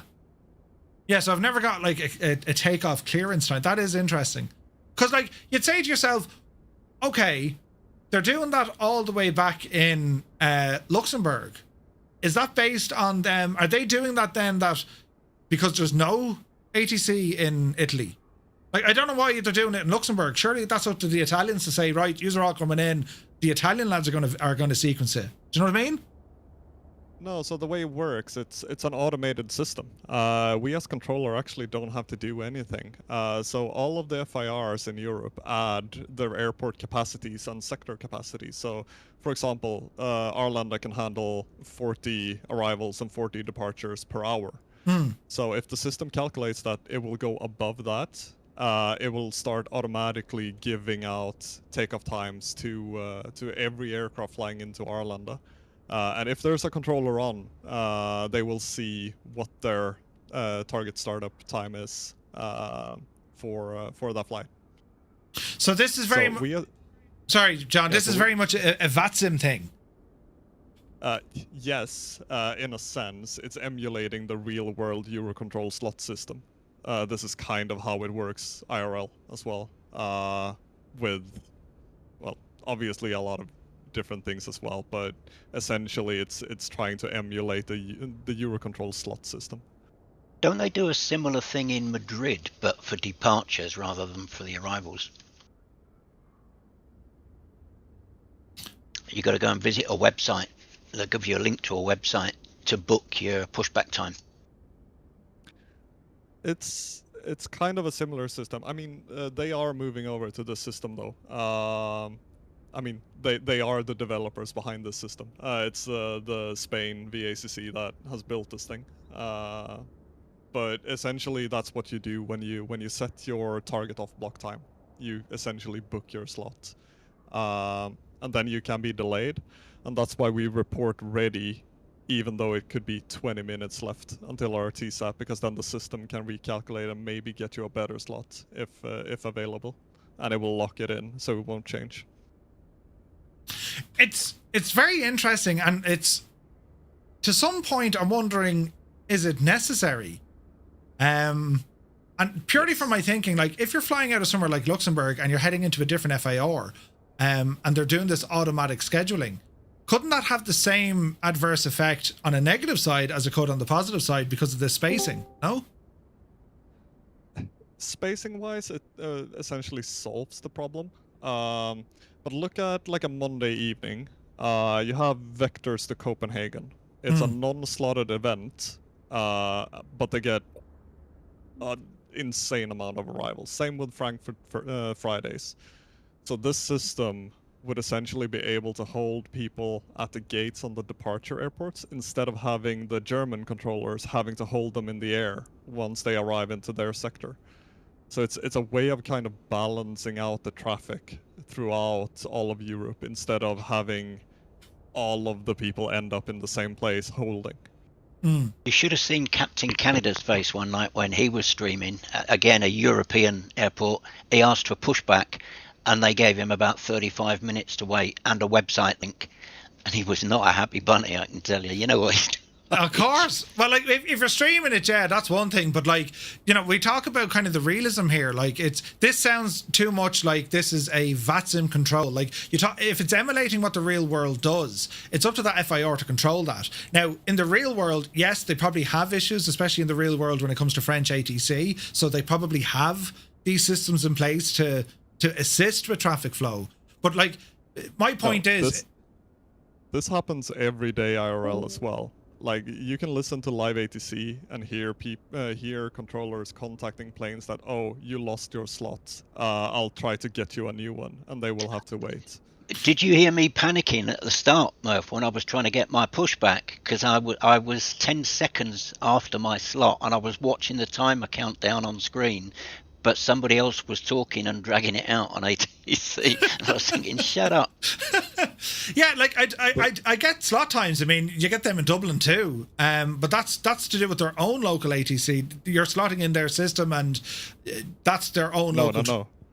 No. That's Eurocontrol slots. That's to enter the European airspace. It's all of it. It's arrival, it's en route, and it's departure. I think that is your slot. Turkey has something similar as well, don't they? Or at least Istanbul does, anyway. Yeah, the Eurocontrol system is all handled in Maastricht. Like, this entire system is run from their IRL. And then all of the different FIRs in Europe connect to that, and all the flight plans, everything go through there. I need to read up because I wasn't aware of it. Because my understanding was, like, once you're in the constraints of your own FIR, your own airspace, right? Well, it's up to them to sequence you into that, and then they can't just throw traffic into someone else's, so they have to be talking with Eurocontrol. But an airport like Luxembourg holding traffic to time arrivals into Florence, that's mad in my head. I get why they do it, but it's mad because it's like the slot times that you have, they can be negated in 1 second. If there's one single missed approach, that knocks everything out of skew, all of it. So what's the point? Yes, and it does IRL as well. It doesn't real world.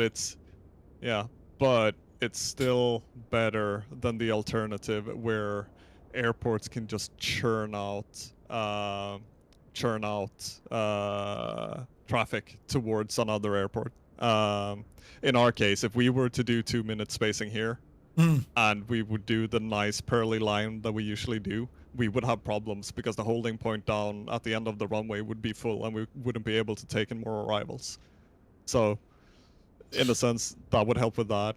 And also for like the non-slotted events, you'll see that like vectors to Copenhagen, Frankfurt Fridays, like it's an overload, and it's better to spread that load on many controllers instead of having people be hold managers essentially and just holding planes until they can get in the air. It's better to hold them on the ground.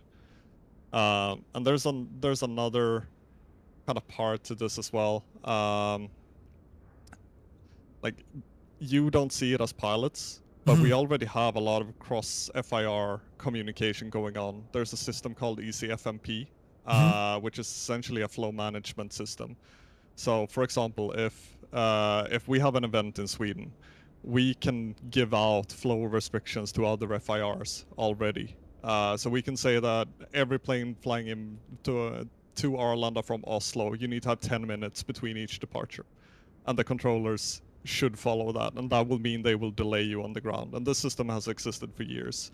It's just this new automated system which does it all the time instead of just for events. Yeah, like that one that you mentioned, that's the one I'm familiar with, and that's even real world. That's why you have your slot times, right? That I get, because air traffic is going to be different per region. I just thought it was like, unless that, like, if you had the Italians saying, listen, you need to slow the traffic coming into our total airspace, I'd say, well, okay, because they're busy. But at one particular airport, that's where I was like saying, how does a controller in Luxembourg control the flow going into an airport in Italy? An airport, not the airspace. Do you know what I mean? It doesn't. It's automated. Or well, yeah, well, there's a system, sure, yeah. But like, then there's a system that automates it. Like, does that not add workload to a controller to unsync it? Do you know what I mean? It's a slight overhead for us, but essentially what we do is that when you report ready for startup, we click a button and we get a time. If that time is green, we give you pushback and startup. If it's white, we give you the time when you can expect pushback and startup. That's all we do. It's not more complicated than that for us controllers. It's a fascinating insight, because and again, I've never seen this before, so hence the questions around back. And I don't mean to put you under pressure. Yeah. I'm just trying to figure it out. I understand as to why they do it, and for VATSIM, this makes a lot of sense. Like my understanding earlier on, when the controller was saying, I thought like I was getting a delay from even a pushback, but it wasn't. It was he was giving me an estimated, departure time, and I'm thinking I never got one of those before. I mean, that's why you go into your flight plan and say, well, I need 10 minutes for taxi fuel, another 10 minutes for a delay or whatever. Yeah. Because every other flight before that, if there was a delay, the delay was during taxi or getting released to taxi. That was always the delay. That was fascinating to see that tonight, but it's and again, you learn something. And then into Florence, because you do have an airport that is unique, and there is a system then in place. Again, I don't know how close that is in the real world, as in the system they're using, but it is a solution based on VATSIM traffic, as you say, that's emulating what the real world does. Do you know what I mean? From what I've understood it's very similar to how it works in the real world. But I obviously have no experience of that, so I can't say if that's true. But nor that's me. What I've heard. Yeah, no, nor me. Like it's just trying to get your head around it. Like it's fierce interesting. Like my initial interpretation of this was, Luxembourg were delaying a takeoff. Sorry, we're delaying off the blocks because they were trying to schedule traffic down into Florence, right? And in my head, I'm thinking, why is that happening? Surely the Italian ATC will sequence us going in, and that was my understanding. And then I was thinking, well, look, if there's no stands, there's physically not enough stands for all the aircraft coming in. All right, we've got 1, 2, 3, 4, 5, 6, 7, 8. There's 8 stands. There were 7 planned arrivals, and of the 7 planned arrivals, which 3 of them are going to be general aviation, or at least business jets. So that's where my mind went, thinking of, sure, this doesn't make sense. What absolutely makes sense is the sequencing coming in. But again, I'd put that down to the tower controller to say, well, look, I've one landed and waiting. I have a second lad landing and I've 2 waiting to depart. Therefore, he'd be talking to his approach controller or center to say, well, you know, sequence these lads 15 minutes or something. So to see an automated an automated system like this, which I've never seen on this before, it's cool, and it's just to get me head around it. I don't know if anyone else in the chat, like you guys flying, have you come across this before? It's fierce interesting to see. And if it is the case that VATSIM are just, you know, they're doing this to mimic what goes on in the real world, it's a fascinating insight, because you can only imagine the type of delays that happen, which could be weather, but also if there's ATC issues, aircraft issues, airport issues. It's interesting to see where all that stuff goes in the background, you know? We've had days at Arlanda during like busy weekends where we've had TSATs being more than 1 hour later than the pilot's estimated off block time, due to just the congestion over Germany, how much traffic has been over Germany. So anyone trying to fly through there was just going to be delayed en route. They might not even be landing in Germany. They might be flying down to Italy, for example.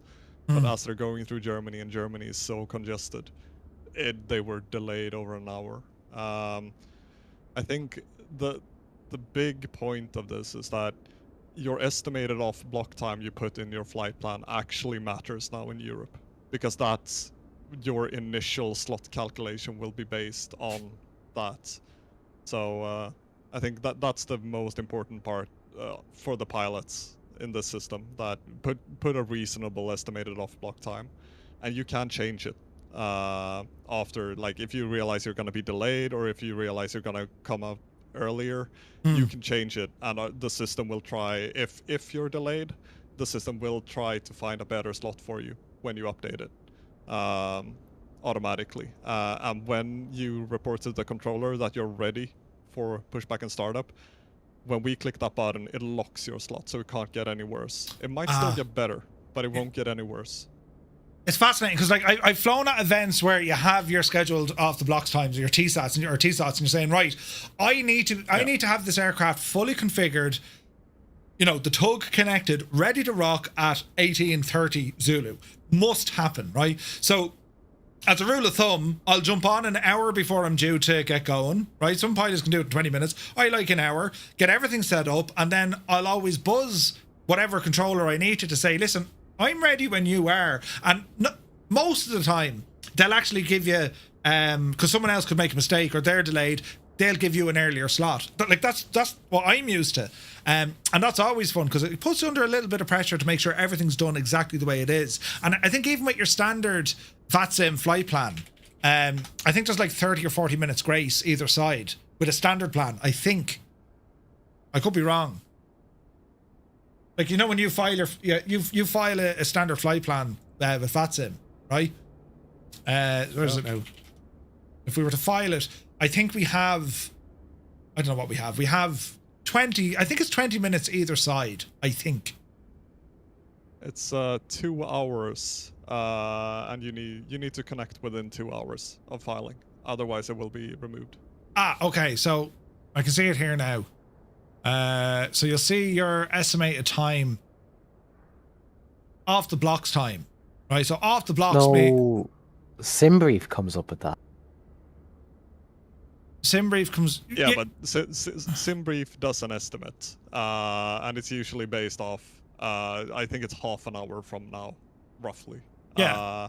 And that's just a number that SimBrief puts out. But in with the system, that field actually becomes quite important on busy evenings. Like if it's I think Wednesdays are quite calm, or Tuesdays are quite calm in Europe, and there's not a lot of traffic going on, like it won't matter, because you won't get a slot anyways, because there's not enough traffic to warrant a slot, and then it doesn't matter. But if it's a busy evening, this could actually start mattering, because that then gets into the slot calculations and see, do you need a slot? Can you be released whenever? It's trying to estimate. It's trying to estimate how far in, like, where you'll be along your flight plan, and where will all the other traffic on VATSIM be along their flight plans at specific times, to see is a controller getting overloaded or not. and the FIR submits the numbers, like this sector can handle this many aircraft. So on your dispatcher in SimBrief, you have your departure time, and then it'll have EOBT. That's your estimated off-block time, right? So when you're planning your flight, I think it automatically does, as you say, 30 minutes or an hour ahead of you. So you can horse these in directly. So let's say, for example, the time is now 21:30. So if I were to say, well, look, I'm going to register this flight for, I don't know, any old time, but let's say 2200. Some airports, if they're busy, and this kind of common sense comes down to this, in the real world you're not really in control of it. On VATSIM you're in control of it. So let's say, for example, you're going to depart Dublin tonight at 2200 Zulu. That'll be 11 o'clock Irish time. If you're planning to depart out of Dublin at 2200 Zulu, I would say the maximum time you should be loading in is probably 30 minutes prior to that, but always check the map first. If it's a busy event, you may not be allowed to load in a certain amount of time because someone else is going to occupy that gate, the stand that you're parked on. And that's the very same as it is in real life. I mean, physically, you can't get two aircraft on the one stand, right? So when you're putting in your times or your estimated off the block time, SimBrief will do this usually. However, you just need to keep an eye on it and then look at your load in time. I always set this on a Thursday. I always set this to 1930 Zulu. I always do, because that's 8:30. That's between the intro, saying hello, getting the aircraft up and running, and then we blast off into it. That's usually the way I would do it, right? VATSIM Spain. Right, so Rambog sent us over that one. So just be careful of that. And again, if you're loading into an airport, that's where something like VATSIM Radar is so incredibly brilliant. If we were to have a look here now at busy airports, well, they're not getting busy, it's now late. So the States are probably up and running. So Boston, right? There's not much going on there either. It depends where the events are at, right? Atlanta. So that has 13 departures flagged, 11 are waiting, 3 of them have landed. So for example, you can get rough information off these stands because you say, right, well look, here's, I need this stand for whatever reason, right? So, there's a Delta 1478 sitting on that. And you can see from here to say, well look, what's his estimated time? Will this show us an estimated time? We should be able to see his estimated time on this, I thought. It's below the departure airport, planned EOBT. Planned EOBT, good man. So there it is. That's the planned time, which is going to be at 9:10 Zulu. So that was 10 minutes ago. So he's late, right? But you get the idea. That's where you're saying to say, I need that stand. So you then go look for somewhere else. But do you know what? It is fascinating. As I said, I've never come across that before. And I've yet to find, a Thursday night that I haven't learned something new. I'm forever learning new stuff when it comes to our VATSIM flights, be it a procedure, if it's an automatic handover, if it's restrictions, or indeed is it something as new as this. I've never heard of an estimated departure time. Which, okay, give your work away back, as you said, 15-20 minutes, you're going to be taxiing, right? So, very interesting. I'm sure there's a number of European airports, the major European airports, that operate a practically identical scheme. Mm.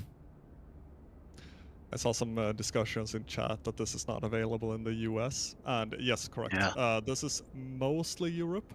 Canada is starting to implement it, and a lot of parts of Africa and China is getting it set up. I don't think the US will ever implement this. They run things their way. Which, real world as well, like the FAA, right? So this is the system here. So this is what they're working on, which is the implementation of it. So France aren't participating. No, the French are the French. Yeah, they like to do their own thing. And the Dutch. So that's very interesting because, well, it kind of puts it back to what we were doing up until this point. So that makes sense. Yeah. Okay.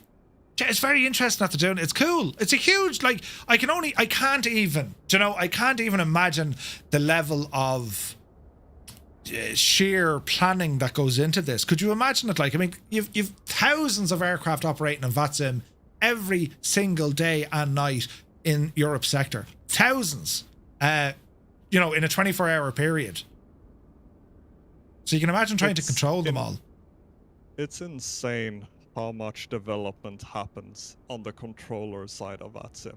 We haven't even started talking about our fully custom phone system across FIRs that the Austrians built from scratch. A whole phone system so we can call each other. Like, Dublin can call London just by a click of a button. It's fully connected and everything. And everyone does this in their spare time. Just look, for free. Scottish are online. Let's have another flight. Good man, Dougal. Where's the stress levels? They're not high enough yet. But Murph, the other link I sent is the documentation, and the first part is for pilots, and it will explain all of the different times. Like, what is a CTOT, what is a TSAT, what is the TOBT, and what's your windows. Like, so for example here, you're allowed to depart 5 minutes prior and 5 minutes after your CTOT. Like, it doesn't need to be down to the second. But the first part there, before this one, is essentially good info for pilots. Like, how do you work with this system?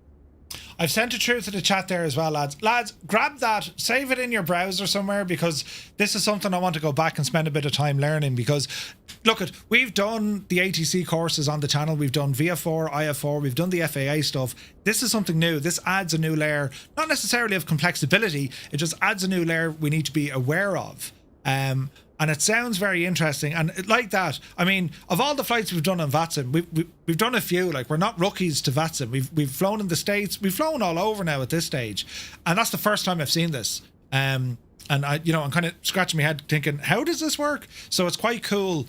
It's quite cool to see. This isn't just like a wild idea. This is planning and planning on top of planning. Try a few Central European flights, Murph. You'll see it quite a bit. Yeah. Like, I wonder how, like, again, how would this interact then if you were VF4? You're not included at all. Okay. VFR is always at the discretion of the controller if you have time to manage it. Didn't he reject somebody tonight? Yeah, the Roma controller rejected handling a VFR tonight because he was too busy. So VFR is in lieu of time. And the same applies like departures. We can have VFR aircraft sit and wait for ages because we have a lot of IFR arrivals, for example, or a lot of IFR departures to get out. That's nuts. Clayton says, I just started my S1 controller study, and just by looking at the theory I've been going through the last 2 weeks, it is amazing. And the reason I want to become a controller is to see the other side and provide on days I don't have enough time to fly. That's awesome, Clayton. Yeah. 100%. It's fascinating. So, like, okay, one way to, like, not panic and beat the system, you could. Does VATSIM, I haven't done it. I did it on Pilot Edge. VATSIM will allow you to call up for an IF4 mid VF4 flight at times. It's up to the controller, though, isn't it? Oh, of course. Yeah. I did that just the other week over Iceland because the clouds were too low for me to get over some mountains. So I just did a pop-up IFR clearance and arrived IFR. Yeah. Like, it's there's not enough, I still say this, there's not enough VF4 flying on VATSIM, but it's starting to get more popular. There's more people starting to do it. And with VF4 flying, controllers got to learn it as well. You can do a VF4 departure and pick up your IFR clearance, half an hour into your flight. That's cool, But sure, even like for some airports, like Weston, for example, you have to do that because you can't depart IFR out of Weston. Yeah, it has to be VFR, correct. Yeah. Same as places like Scardo, you've got to go VFR. Yeah. Jesus, Larry, I have a mouse pad for you. I'm only after thinking of that now. Jesus, Larry must think I'm an awful bollocks. I was wondering when that was gonna come. Jesus, Larry, sorry about that. It's here beside me, look. It's still in the box. I never posted it. Hang on, Jesus. I got it at the GG machine things, look. Larry, I need to post that to you. I will do that tomorrow. I can't believe... what did I put that into to post it? I'll think of something, Larry, right? That sounds like a you problem anyway. I'll give you a lanyard to make up for it, right? Jesus, I totally forgot about that. That's terrible. I'm only thinking, Larry. Yeah, it's amazing what goes on in my head. Just like, hi, Larry was. Oh wait, Larry. Oh wait, balls, Larry. Yeah, right. I remember it now. Fantastic stuff. Right, lads. Well, what I think would be very worthwhile is coming back and having a bit of a discussion on this again and seeing if we can throw ourselves into the jaws of it to see can we experience it once again, because I want to go off. I need to learn a lot of this now because this entire system is new to me, and it's going to add a little bit of head scratching. Whereby, okay, the UK and Ireland, they're working on it. Spain, Italy, Germany are working on it, and pretty much the whole bloc except for France, the Dutch, Finland, Latvia. Why aren't the Finns doing it? And Turkey and whatnot. So it's going to be interesting. 15 lanyards later, yeah. Jesus. It is going to be interesting to see. So I'm going to go off and do a bit of reading, but I think it's without fail. Like, you know, people ask the questions, you know, where do you learn your stuff, or how do you, like, tonight is a prime example. I've learned something completely new tonight. I knew nothing of this. And as I said, we're flying on VATSIM years, so like it's pretty cool to see it. So yeah, to Rambog, thanks for the explanation, and to Dougal as well, because you guys operating it, and Larry, fair play to yous. Next week, of course, I won't be here flying, but I'll be flying with you in spirit, because next week are off to somewhere. Where are you going next week? You won't be flying in spirit. They've gone, mate. Yeah, they've gone. Won't be flying in spirit. Next week we are Prague over to Geneva. About the same length of flight. Oh, Geneva. Yes, Geneva for a landing. Okay, so that's an hour and 50. That'd be nice. And then when I'm back, it's going to be Miami over to Punta Cana. Geneva approach is just amazing. Where's your favourite place to fly now, lads? Do you prefer flying in Europe or the US? Oh, good question. They each have their pros and cons. Yeah, I don't think I have a preference. You know. I mean, Asia is really good too. Yeah. We've got some stuff coming up over there later on in the year. Just once the light gets to the right point. So yeah, there is some Asia stuff coming up. Ooh, that could be fun. Right, well, lads, excellent stuff as always. Tons learned tonight. Definitely. And for you flying on the network, fair play, because, well, you knew what you were doing, where I didn't. I thought it was going to get shocking delayed. But it's amazing. Isn't it amazing when you kind of pass that timing for threshold? It's like, all right, everyone's gone. It's finished now. It's like, where's all the traffic? We nearly came for you, Murph, to drag you back in, kicking and screaming, mate. Oh, really? Jesus, I'll need to watch that the next time. So, yeah, leave the phone off the hook. Murphy's gone, yeah. Hang on, to be fair, you know, I am going to be fair. That's the first time I managed to shag off ahead of ELOT in about 6 weeks. Very true. True. Do you know? But no, listen, lads, very insightful. I love learning this stuff because, I mean, you could literally talk for hours on this stuff. It is fascinating. Whether or not you're going to even do the flights, be it on VATSIM or otherwise, but it's fascinating to learn this stuff, I think. And to do with aviation. And you've got two of the best teachers in here. I mean, between Rambog and Naughty, I have learnt more. Dare I say it, even more than I learnt from the course, Murph. I mean, because those guys have just got so much info in their heads. It's incredible. You know, sometimes I think I know what I'm doing, and then I listen to someone like Rambog, and it's like, oh. Yeah. Well, to be fair, though, you know, Rambog and Naughty, I taught them everything I knew, you know. To be fair, you got us into this. Yeah, I'm the reason you got stuck in the area, right? We'll go with that. But no, it's fascinating to see, and like, I mean, Jesus, even with Rambog, I mean, who you started off just doing a couple of flights and getting onto VATSIM, and then suddenly you said, no, I'm going the controller route, and you absolutely launched and went the controller route. And it is so very nice. I mean, you guys, you know, each and every week, you have all of this experience, and the same with Scott when he joins us as well. You're able to bring all this experience, and like, we can all, as a community, tap into that. I mean, the guys actually encourage us to tap into it, ask the questions, and that's where we get to learn the stuff from. Same with Adam when he's controlling. I mean, there's so much information. Larry did the very same. Larry is also a controller in parts of Ireland, and that one place unknown. Not right, Larry, but it's great to see that even as controllers, the lads are coming back and they're able to help us out. Like, that's huge. It really is. Like, where else do you get access to that? Knowing that the lads are sound as well. So, yeah, no, that's awesome. Absolutely brilliant. Right, lads, I have to run. I have to grab a call. But thank you very much indeed, as always, for flying with us. Enjoy yourselves next week on the flight. I'll be thinking of you. And I might jump in just to kind of annoy you on Discord or something. Murph, one quick thing. One very quick thing. Go into Discord, VATSIM Thursday, look at the last but one pic that Naughty posted. The last aircraft picture. Blew me away. VATSIM Thursday. Is that the picture of your one in the back of the plane? Aye. Yep. That's frightening, isn't it? Bring that up. That is just, that's just amazing, right? She has a face in her now that, what what is this sim like? Oh yeah, it is phenomenal. It is phenomenal. Naughty, that was your picture, was it? Yeah, that was from flying in later tonight.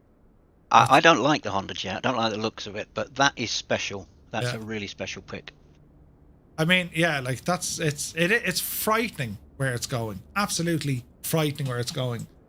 And it's we keep saying this, but like it only gets better.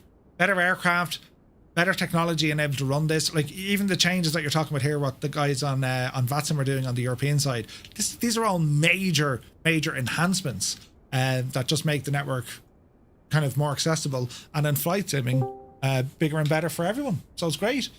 So awesome stuff. You have to give her a name, Naughty. You know, Gretchen or something. Nah, it's got to be Jemima, right? Jemima spotted in a Honda Jet over Florence. Brilliant. Exactly. Jemima over Florence. I think you've got to be careful with that one. Jesus. Where's Mr. TPHI? Right, I'm away. Lads, good luck and thanks. I take it easy. Good luck. See you, bud.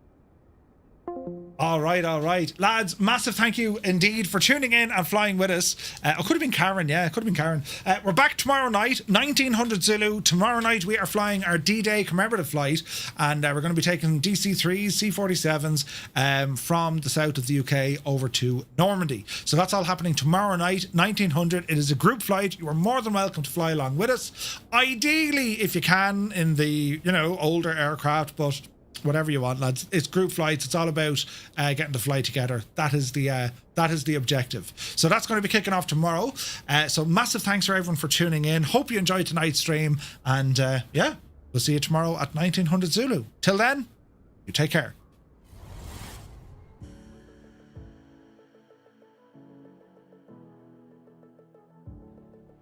Lads are over there, so we'll have to do a bit of a chicane here. Mother of Jesus! Give out! What the hell? I'm somersaulting, lads. Here. Did you just see what happened to Kim? Are you in the drink? You ended up in the water. This is possible. Did you just see what? There's I'm upside down in the water. I had a terrible accident. That was wasn't even moving. That was like, oh Jesus. Oh man, that was so funny.